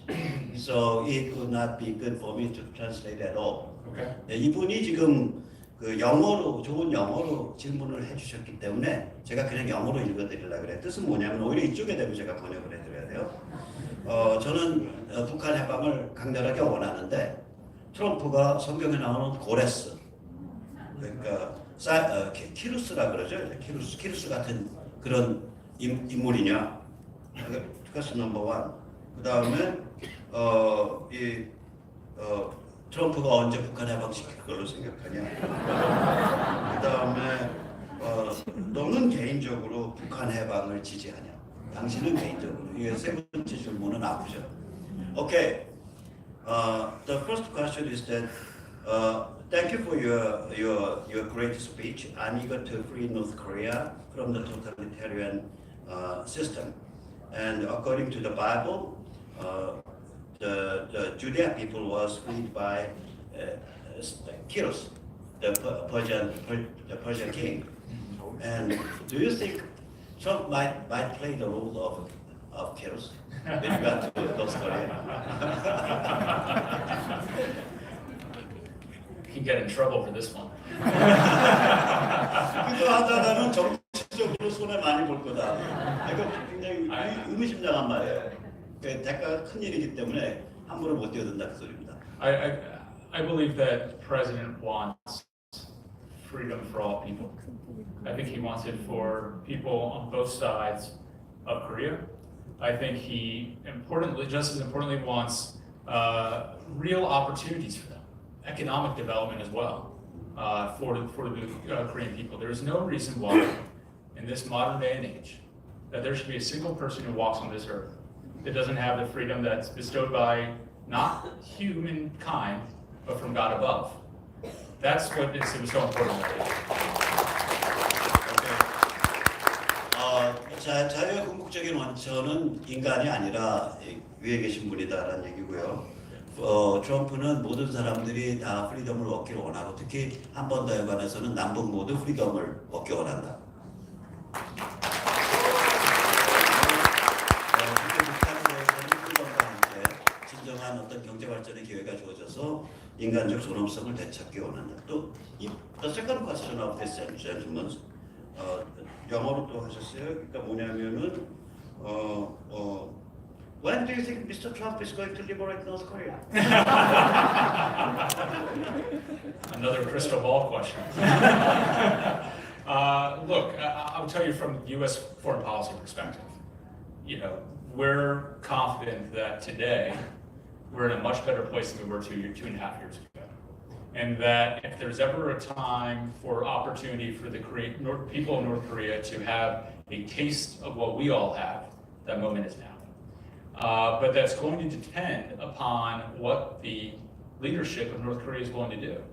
Unless they're willing to dismantle their nuclear capabilities, unless they are truly willing to allow enforcement of measures to ensure that they have actually denuclearized, I don't know what opportunity there is for us to have any sort of agreement. So right now, the next move is on the part of North Korea. They have to show that they are going to follow up on the words of Chairman Kim at those summits in order to actually hold themselves accountable for what they promised they would do.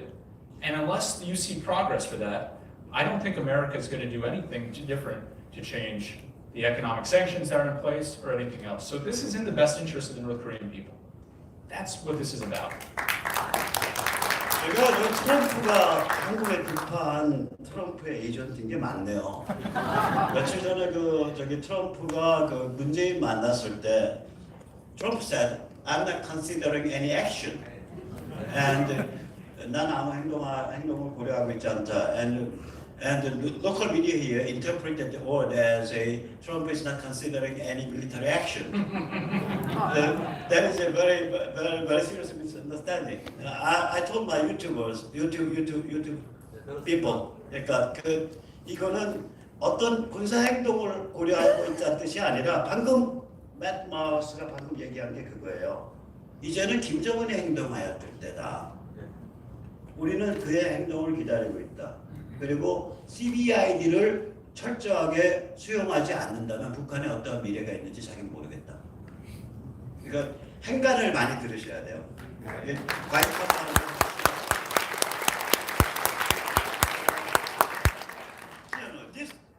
This question you cannot avoid. You cannot hide. 이제 숨을 수 없는 마지막. This is a very fateful question. Do you have any intention to free North Korean people from slavery? Do you personally? 본인은 어떻게 생각하냐? Do I personally? Yeah, do you personally? As a person, as a human being, individual. As a person, you know, Dr. Ju has traveled to Korea with me, and in large part I'm here because of Dr. Ju. He and I were walking on the street yesterday, and we saw the pictures of a woman and her child who came from North Korea. And we walked up and we laid down a flower and we said a prayer for them, because I pray frequently for the people of North Korea that they have the same ability to have the human dignity that we all have, the same ability to choose their own future that we all have, and the ability for them to just live their God-given potential. So I would do anything in my power to ensure that that's an outcome. Okay.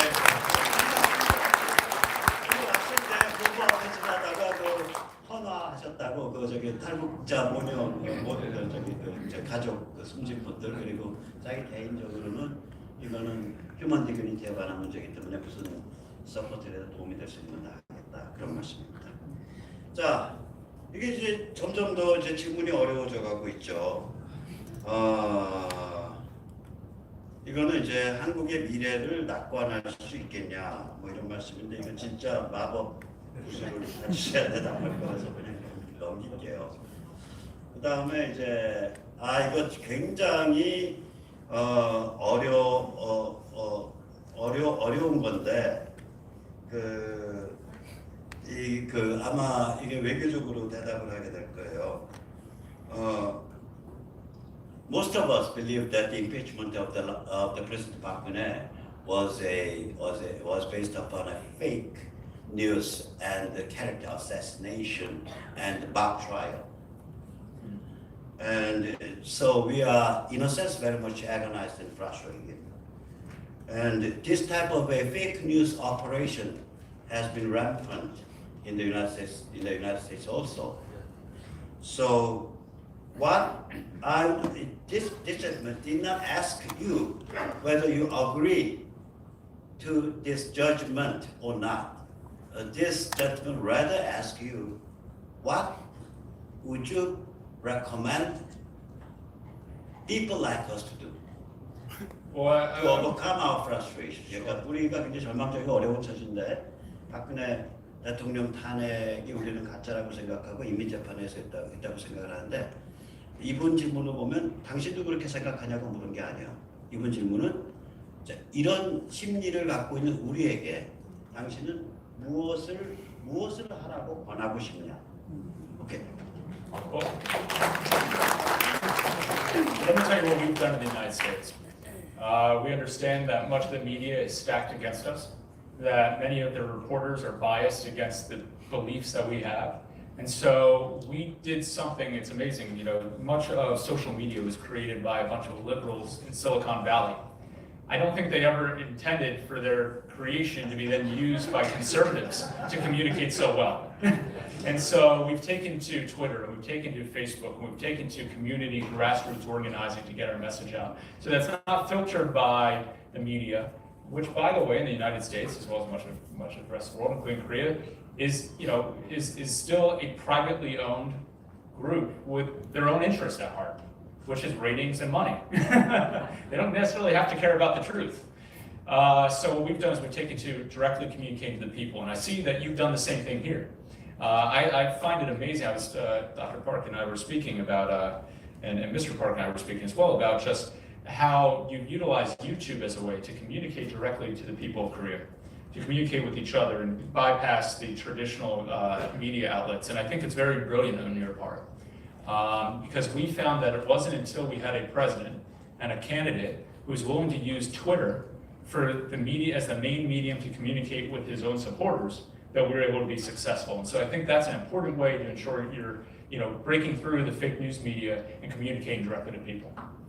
네, 다 알아들으셔서 짧게 얘기할게요. 소셜미디어 유튜브 같은 거 많이 사용해서 그거를 확실히 쓰십시오. 그거 만들어낸 저기 실리콘밸리에 있는 친구들은 PC 좌파 리버럴들이지만 우리는 그들이 만든 그 서비스를 충분히 잘 사용할 수 있습니다.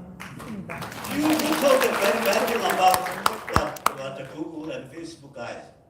They are just a bunch of PC liberals working to death in the Silicon Valley. Yeah, but it's amazing how much they've helped us. I don't think any of them realize they made a donation to the conservative parties around the world. 그러니까 실리콘밸리에서 구글이나 페이스북을 만든 이 PC 리버럴들이 과연 이게 이런 식의 플랫폼으로 사용될 거라고는 아마 생각을 못했을 거라 그런 얘기입니다. 우리가 즐겁게 사용하면 되죠. 자, 그다음에 또 한번 볼게요. 이거는 질문이 아까 있었던 질문이에요. 여기 오기 전에 홍형 선생님과 질문했던 내용인데 뭐냐면 이쪽에서 나토와 같은 집단항모 체제 형성이 가능하냐? 그 질문인데 이거는 이제 여기 이 세션 시작에 있었는데 쉽게 물을게요. This is the same question as Mr. Hong Hyung asked you. Whether would it be possible to develop a type of a multilateral, multinational, collective security system like NATO in this area? Well, I think in similar answer that I gave earlier this morning was that whether it's a formal structure such as NATO or an informal one, such as a shared intelligence agreement, it would be important because I think the pressing threats are too strong. And that's both economically, that's both from a position of national security, which then leads to our need for collective security. And so I think it's so vitally important, I know America believes it too, that America's allies are working with America, but also with each other, at least in the areas of national security and intelligence. And so I know there's many discussions right now, and it's a very hot topic and sensitive topic here in Korea right now, but we have to remember in understanding the deep history between two countries like Korea and Japan, it is still important to recognize that the true common modern threat is the expansion of Chinese aggression and then the totalitarianism of North Korea. And so we need to find collective interests, and and then collective solutions to that in areas where we can agree. So I would say that whether it's a formal or informal agreement, it's one that would be valuable to consider. 네, 아까 최근에도 이제 그런 얘기를 했는데 결국 이거는 미국으로서는 그런 것을 공식적이든 비공식적이든 강화하기 원한다. 그래야 중국과 러시아를 견제할 수 있는 블록을 만들 수 있기 때문에 그런데 이제 특히 그 점에 있어서 여기서 가장 중요한 두 개의 나라는 한일 간의 굉장한 그 복잡한 역사와 굉장히 복잡하게 얽힌 국민 감정들이 있다는 점을 안다. 그러나 쉽게 말하자면 한편으로는 중국의 침략, 그러니까 어그레션 혹은 압박을 막아내고 다른 한편으로는 북한 전체주의를 막아내야 한다는 그런 한일 양국의 절박한 공통의 필요와 이익에 의해서 이 지역의 공식적인 비공식적인 혹은 수준이 어떻게 됐든 간에 그러한 다자간 군사 동맹 체제 혹은 그에 준하는 체제가 계속 발전해 나가는 것이 매우 중요하다. 되게 그런 뜻이었습니다.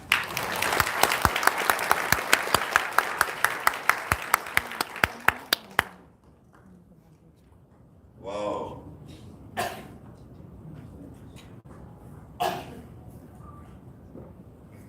This is a very provoking question. First, this country is now being ruled by a bunch of quasi-totalitarian collaborators.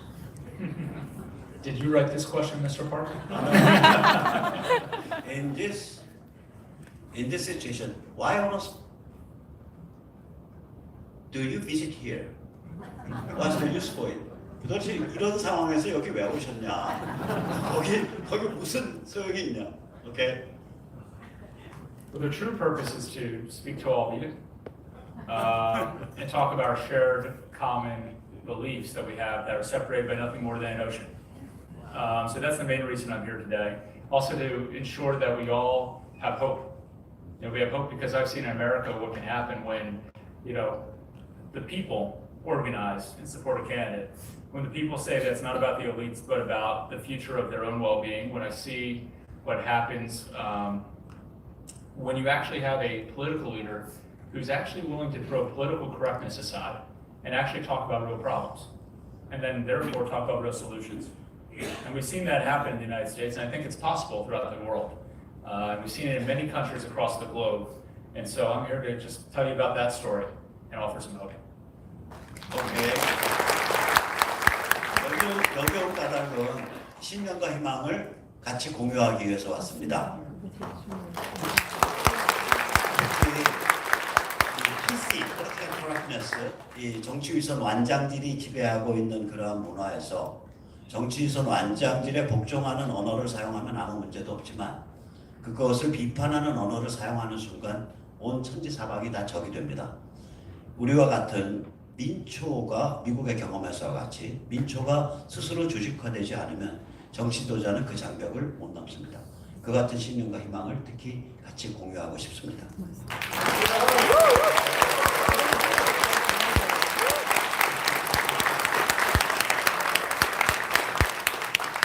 Second question is a little bit too much provocative. Is this alliance bilateral between U.S. and South Korea, or trilateral between U.S. and South Korea and North Korea? 그러니까 이 지금 동맹이 한미 양자 동맹이냐, 한국, 미국, 북한 3자 동맹이냐? 지금 트럼프 행정부는, there is a certain background here. The so-called conservative media, or the so-called rightist conservative YouTubers are talking about Trump selling South Korea to North Korea and China. 그러니까 여기에 보수 신문이나 이른바 보수 유튜버들이 트럼프가 대한민국을 북한 혹은 중국에 팔아먹고 있다는 얘기가 있으니까 이런 질문이 나온 거 아니에요? 오케이? Because I'll tell you that part of what drove the president to become so strong on North Korea was the understanding of the security of South Korea. And I like to remind people that, for the past year and a half, all of a sudden, some people think President Trump is a dove. I'll remind you that on January 1st, 2018, he sent a tweet out about fire and fury in North Korea, and no one was calling him a dove. So it is a, he is doing this from a position of strength, and he's doing it because it's in both of our nation's best interests. A nuclearized North Korea is not good for anyone, but specifically not good for the people of South Korea. So he's very involved in it because of that reason. 오케이. 그러니까 트럼프가 힘을 가지고 북을 갖고 놀았다는 어감을 방금 얘기했어요. 힘을 가지고 북을 갖고 놀았다. 그리고 트럼프가 여기에서 언론이 말한 것과 달리 사실은 북을 엄청나게 지금 압박하고 있는 건데 이런 이 압박의 근본 목적 중에 하나가 바로 대한민국 사람들의 안전이다.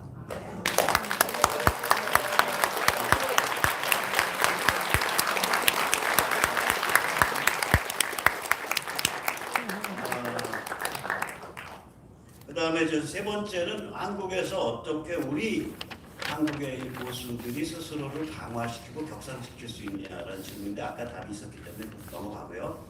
네 번째는 2020 트럼프 승리에 대해서 낙관했는데 이건 업의 노하우 비밀이 너무 많이 드러날 것 같아서 안 먹겠습니다. 저분이 저걸로 먹고 사는 분이에요. 네. 그 다음에 자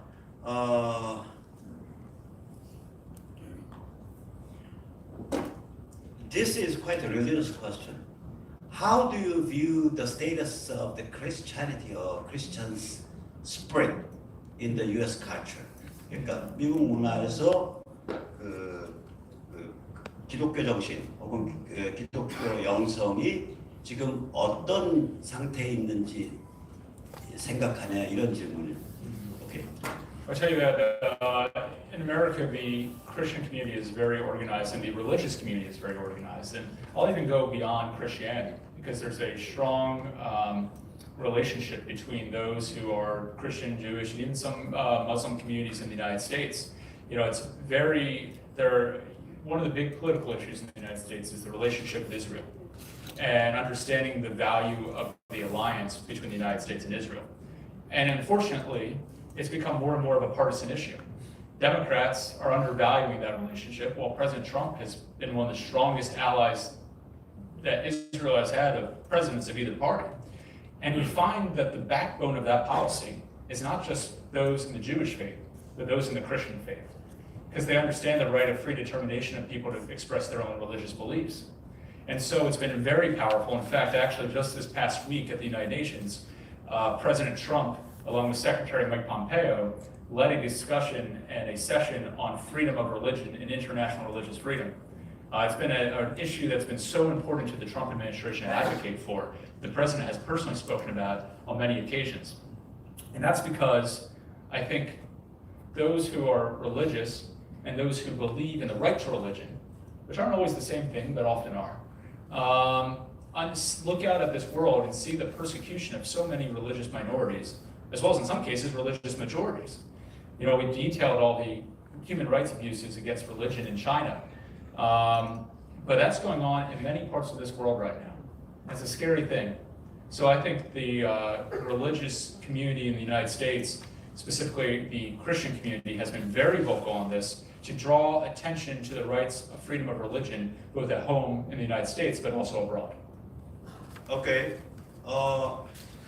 한마디로 말하면 트럼프는 굉장히 이쪽 진영이 굉장히 종교적 색채, 종교적 기반, 기독교적 기반을 강하게 갖고 있다는 얘기고 이스라엘과 미국 관계에 있어서 민주당이 이스라엘과 미국 관계를 지금보다 다운그레이드 시켜라라는 노선으로 가에 비해서 트럼프가 계속 업그레이드 시키는 방향으로 가는 것의 근본 이유는 이런 종교성 때문이라고 얘기를 합니다.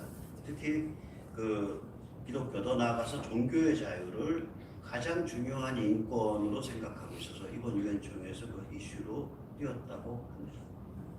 얘기가 된 것 같고요. 참고로 말씀드리면 이제 우리가 한 18분, 20분 정도 더 Q&A 할 수 있는데 제가 아무 편견 없이 아까도 보셨죠? 단체 마법사 아닙니다. 들어오는 순서대로 그냥 했어요. 그러니까 시간대까지 장수 넘어가다가 그만하겠습니다. 그러니까 앞에 있는 질문이 같이 있고 뒤에 있는 질문이 같이 없어서가 아니라 그냥 접수 순서 때문에 그렇게 된 겁니다. 예. 자, 오케이. Just a minute.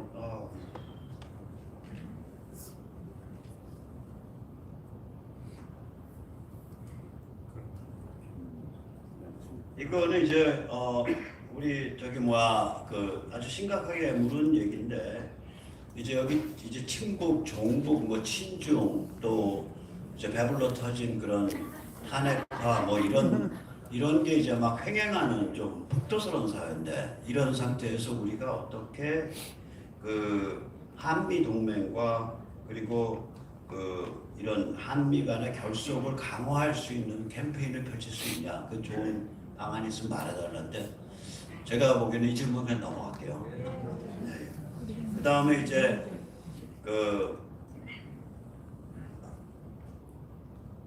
Okay, this is a very interesting question. Your expertise here. What was the tactic or strategy to approach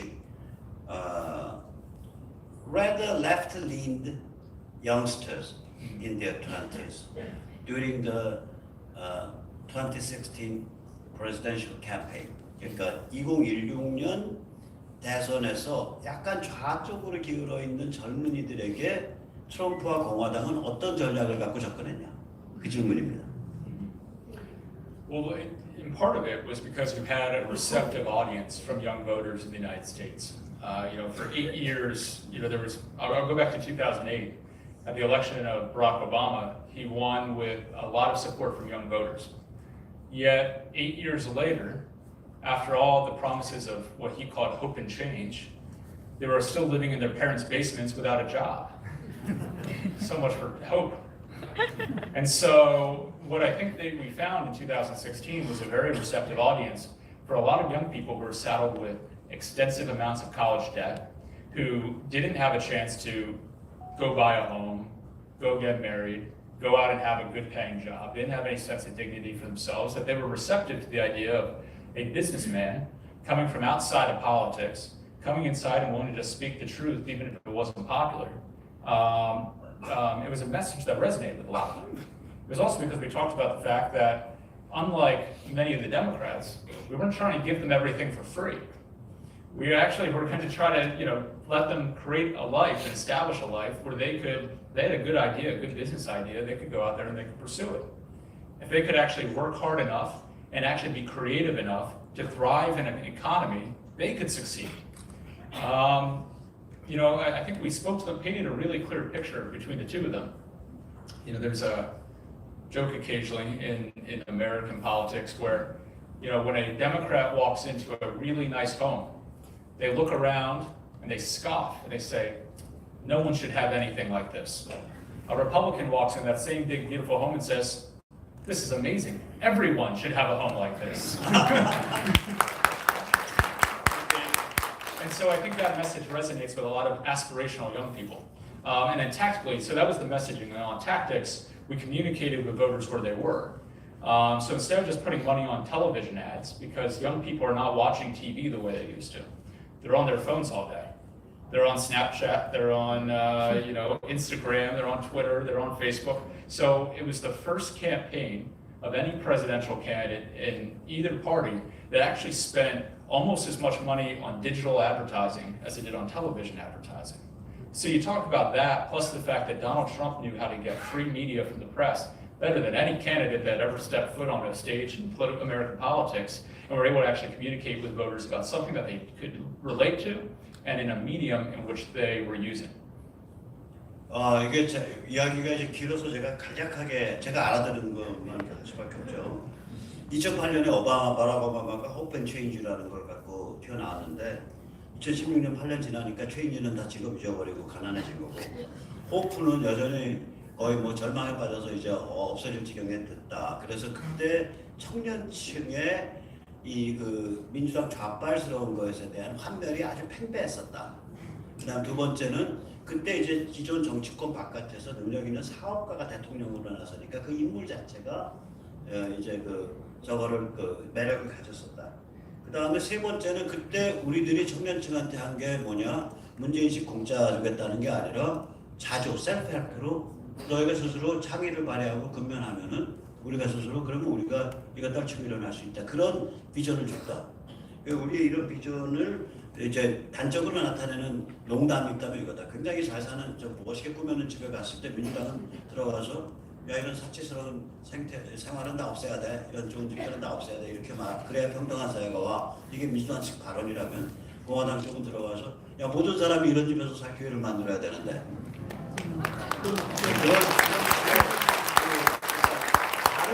다른 세계관은 자꾸 퍼뜨렸고 마지막 네 번째로 우리는 이제 바이럴이라고 부르죠.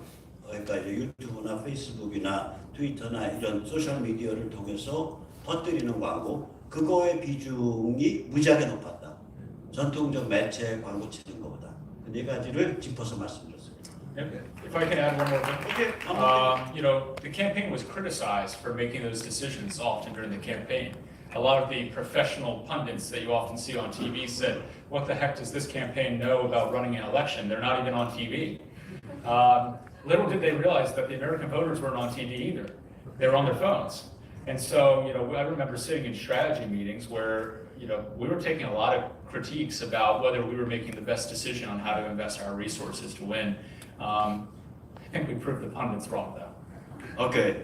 이렇게 이제 전통적 미디어를 무시하고 주로 이런 그 스마트폰으로 보는 이런 말원에 집중을 하니까 전문가들이 야, 이 인간들은 선거가 뭔지 알긴 하는 사람들이냐 이런 식으로 비판했었대요. 근데 그 사람들이 보는 건 뭐냐? 사람들이 전통적 미디어 기기, 종이라든지 뭐 이런 구식 텔레비 이런 데 묶여 있는 게 아니라 이거를 들여다보고 있다는 걸 몰랐다.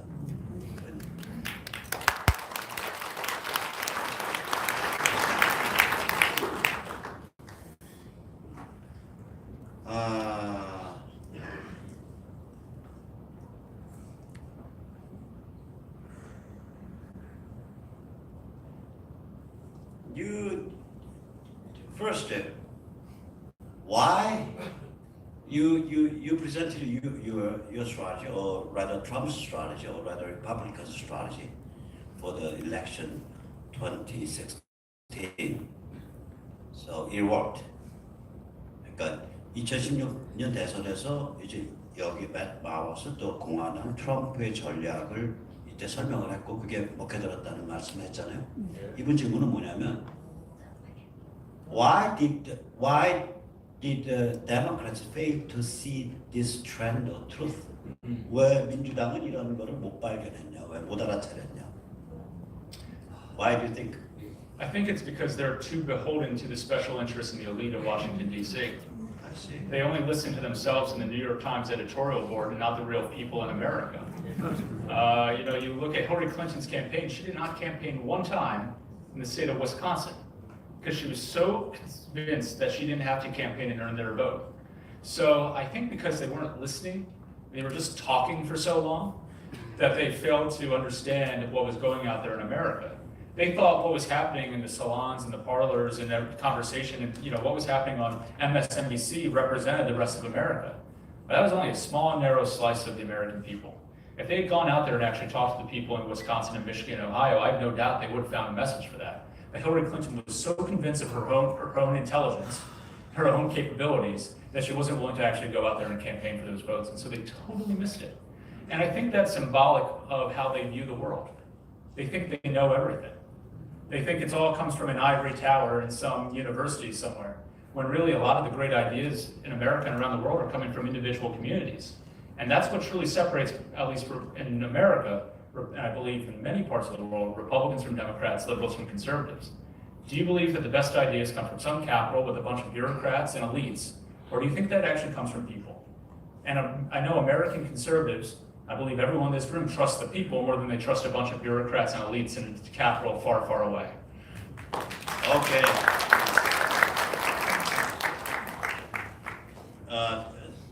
이게 굉장히 어려운 말이고 굉장히 빨리 해서 제가 대충 해볼게요. 가장 큰 이유는 이 그 DC 기득권 세력끼리 서로 죄송합니다 물고 빨고 보듬어 주는 그런 그 세계에 함몰돼 버렸었다. 그 당시 민주당이. 예를 들어서 힐러리 클린턴은 위스콘신은 당연히 자기한테 올 줄 알고 위스콘신에 한 번도 나온 적이 없다. 그런데 예를 들어서 이 사람들은 맨날 우리 정치인들이 우리 이른바 보수 정치인들이 조중동만 보듯이 MSNBC 이런 것만 들여다보면서 판단하는데 MSNBC가 과연 일반 사람들한테 얼마나 영향력이 있겠냐. 현실을 가지 않고 자기들끼리의 리그 안에 함몰된 것이다. 그러면 어떤 훌륭한 아이디어라는 게 그런 자기들끼리의 리그에 함몰되어 있는 이른바 엘리트와 이른바 고급 관료들에서 나오겠냐 도대체. 훌륭한 창의적 아이디어는 현장에 있는 진정한 사람들로부터 나온다. 그런 말이었습니다.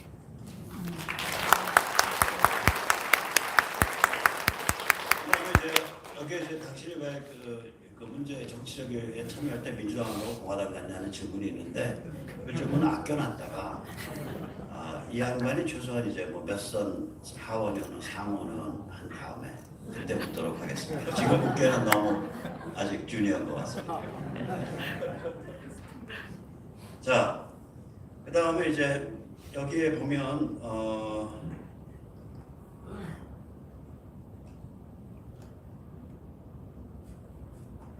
it is just a, how can I say, congratulations or prayer for the victory of Trump and the U.S. conservatism. Wonderful. Thank you.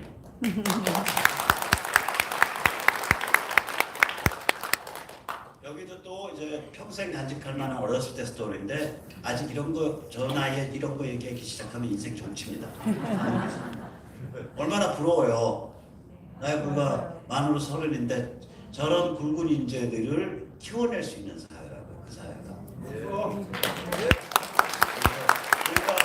이 태도에 대한 자기 자신의 어떤 이고를 강화시키는 그런 질문들은 제가 다 제끼고 있어요. 한참 일하고 뛰어야 되고 삶과 죽음을 넘나들어야 되는데. 그 다음에 오케이. This is really a very, very sophisticated question, even though it is put in a very simple words. 이게 무슨 질문이냐면 어떻게 청교도가 세운 나라인 미국이 글로벌리즘과 PC 좌파가 지배하는 그런 문화가 미국에 그런 문화가 들어설 수 있었냐라는 현대 운명의 약점에 관한 본질적 질문인데 여기 이 선생님 너무나 잘 보시고 계시겠지만 세네테이션 열심히 보세요. 제가 이거 설명하다가 구독자 수 떨어지고 있습니다. 그래서 이 지겨운 거 설명하느라. Okay. So this is a very political question, and you can just put it very simply, or can just go over it. So this is about the intrinsic weakness of this modern civilization. The question is this: how come a country which was built by Christians, based upon Christianity and universal humanity, fall prey to PC liberalism or deconstructionism? What do you think is the basic reason? Is it, you can just blame China for that? Are you talking about the United States or Korea? United States. United States. I think it's because we don't look at history enough. Too often, too many in the younger generations don't actually look to what made their nation so successful in the first place.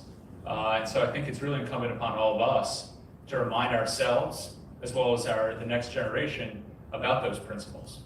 And so I think that's where things fall apart. When we don't learn from history, we're bound to repeat it.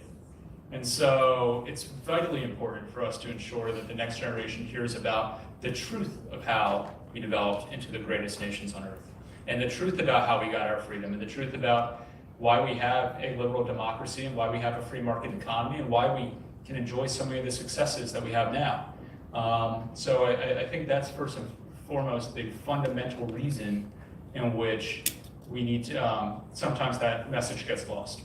오케이. 제일 중요한 거는 우리가 정말 뼈 아프네요. 우리가 역사와 상징과 이념과 이론을 다 저쪽 종북 좌빨들한테 하이제킹 당했잖아요. 이 얘기가 뭐냐면 역사를 망각해서 그렇다. 결국 어떻게 우리 미국이 건국됐고 어떻게 성공해 왔는지 그것을 들여다보면 우리가 지켜야 될 가치와 원칙이 보인다. 근데 역사를 망각하면 또 똑같은 실수를 반복한다.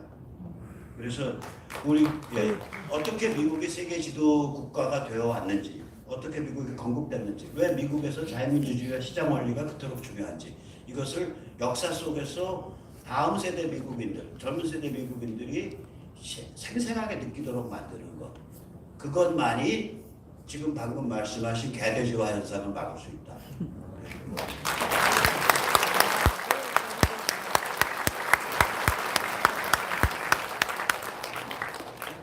Matt, aren't you hungry? 우리 물 없어요, 진행자. I'm feeding off the energy in this room.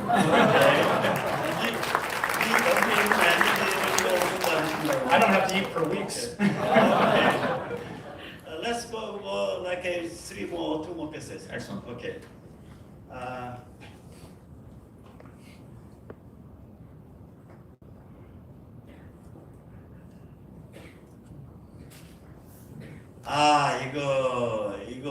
이거 노하우인데. What do you do to get rid of your heat or stress? 뜨거워지고 스트레스 받을 때 어떻게 푸냐? Well, like any good regimen, it's more than one thing. Involves a lot of prayer. It involves a lot of remembering the people who truly care about you in life, spending time with your family and close friends, and occasionally involves a good beer and a cigar.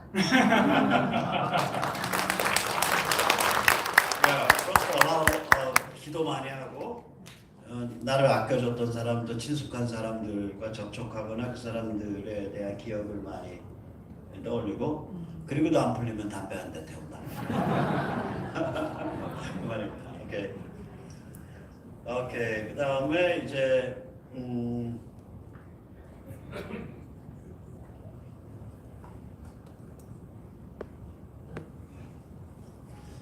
Okay, this will be the last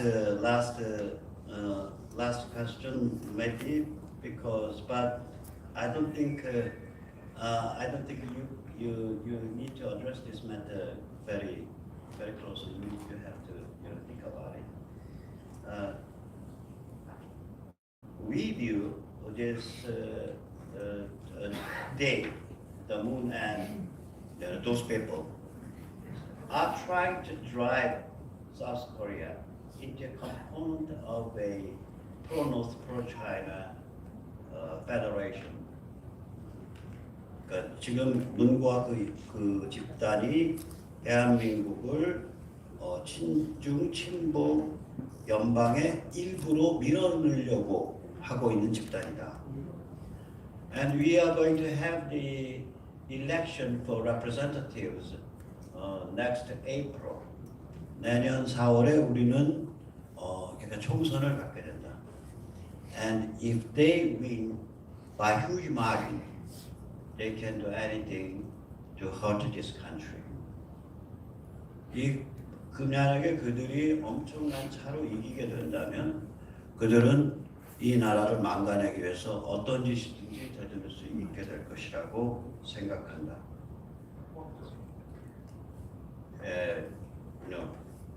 Legally justified with a legal process. 합법적으로 법률적 절차를 매려서. So, what do you think U.S. can do about this very serious situation? 이 심각한 상황에서 미국이 무엇을 할 수 있을 것이라고 당신이 생각하냐? Okay. Well, Very sensitive question. sure, yeah. America can do a lot of things. America can work with people of Korea to ensure their security. America can work with the people of Korea to open up trade and boost their economy. But ultimately, it's going to be the responsibility of the people of South Korea to change or to elect the government which they want. So it's up to the people in this room and the people across this country to determine what that government is. So while America can be there for so many things, ultimately the direction of the leadership of their country is up to the sovereign people of that nation. 예, 미국은 한국의 안보 또 한국의 경제 번영을 위해서 여러 가지 일을 할 의지가 있지만 또 하고 있고 하나의 주권 국가의 주권자로서 어떠한 국회의원 어떠한 권력을 뽑느냐라는 건 결국 한국인들 자신의 우리들 자신의 선택입니다. 그런 소리입니다. 냉정하고 아주 확실한 지식입니다. 맞죠? 네.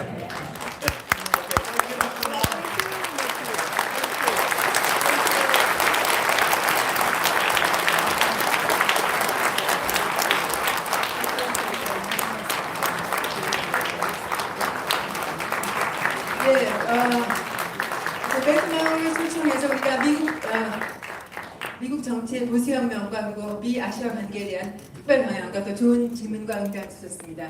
이 행사는 이선범과 그다음에 침판연대 그리고 마인드 300에 의해서 주최되고 있습니다. 여러분들께 감사드리고 오늘 그 베트남어 강연을 통해서 우리가 미국의 트럼프 행정부를 통한 당선을 통한 정치가에서 어떤 일이 일어나는지 그리고 미국이 그동안 내가 지난 70년 동안 해왔듯이 미국 전 세계의 자유민주주의와 그리고 번영을 위해서 노력을 해왔고 앞으로도 할 것입니다. 그러나 이제는 우리와 같이 이렇게 성장한 자유민주주의 국가가 그와 함께 할 것을 우리 멘트모어가 말하고 있습니다. 자, 이제 끝내기 전에 우리가 이 뜨거운 열기를 그냥 가기 너무 아쉽잖아요. 그래서 세 개의 구호를 하겠습니다. 자, 우리 대한민국 자유가 있습니다. 예, just stand up. Yes. Yeah, we shout and chant. So, yeah. So, 우리가 진정한 대한민국에는 진정한 자유를 그리고 북한은 해방을 그리고 중국은 해방을 또 그리고 그것을 위해서 2020 트럼프의 재선을 이게 핵심입니다. So, 우리가 네, 대한민국 자유를, 네, 오케이. 그다음에 북한 하면 해방을, 네. 그다음에 중국 하면 또 자유를. Okay, so in English, Republic of Korea, freedom, and North Korea, liberation, Jungkook, China, freedom, and for that, we support 2020 Trump. That's Victory. So, 승리를. victory. Yeah. 오케이. Yeah. So, 대한민국 자유, 북한을 해방, 중국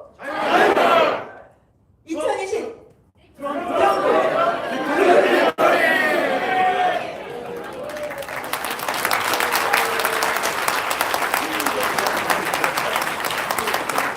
So we hope that you do a lot of things next year, that you come back here after 2020 Trump victory.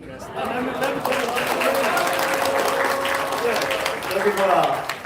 저기 어디 스파르타가 있는 지역을 그리스의 라코니아 지방이라 그래요. 라코니아 지방의 사람들의 말이 굉장히 짧고 의미가 깊어요. 그래서 영어로 라코닉 그러면은 말을 짧게 그리고 의미 깊게 하는 거예요.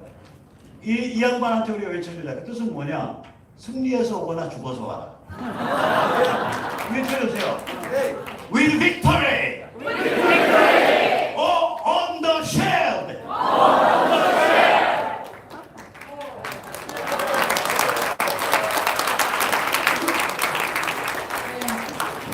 네, 감사합니다. 네. Come back here. That.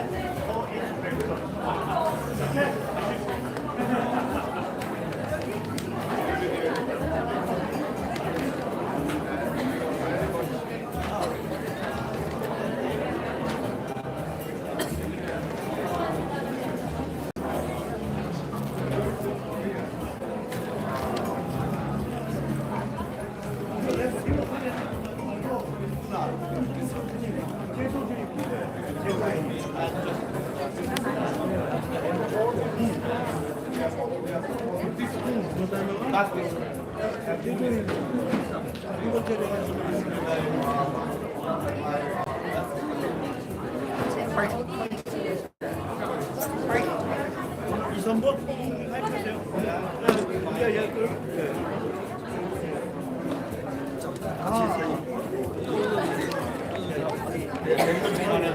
괜찮으세요? 오케이.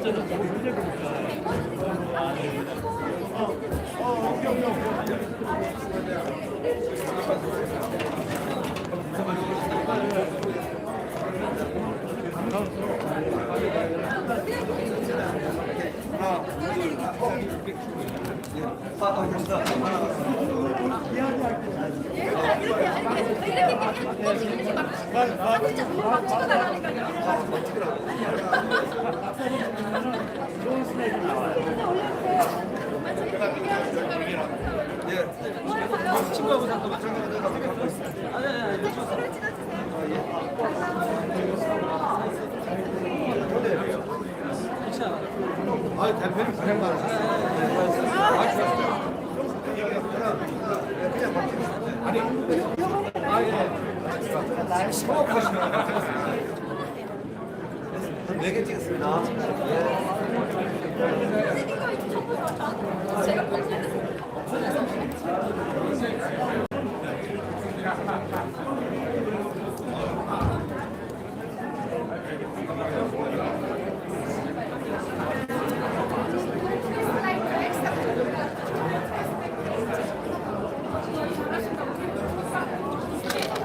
나우코리아 시청자 여러분, 여태까지 나우코리아와 함께 미스터 트럼프의 선거 참모인 미스터 맷 모월스와 기자회견, 특별 강연회를 함께 들어주셔서 대단히 감사합니다. 이 트럼프 최측근 선거 참모를 통해서 우리는 미국이 대한민국의 영원한 혈맹으로 남아있는 것을 확인할 수 있어서 무지 의미가 있었습니다.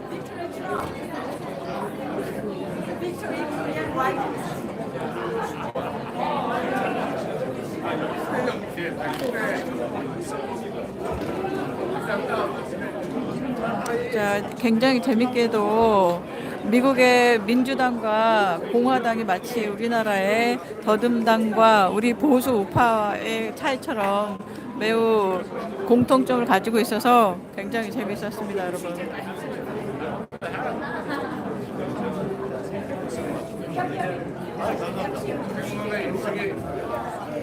우리 백문 선생님.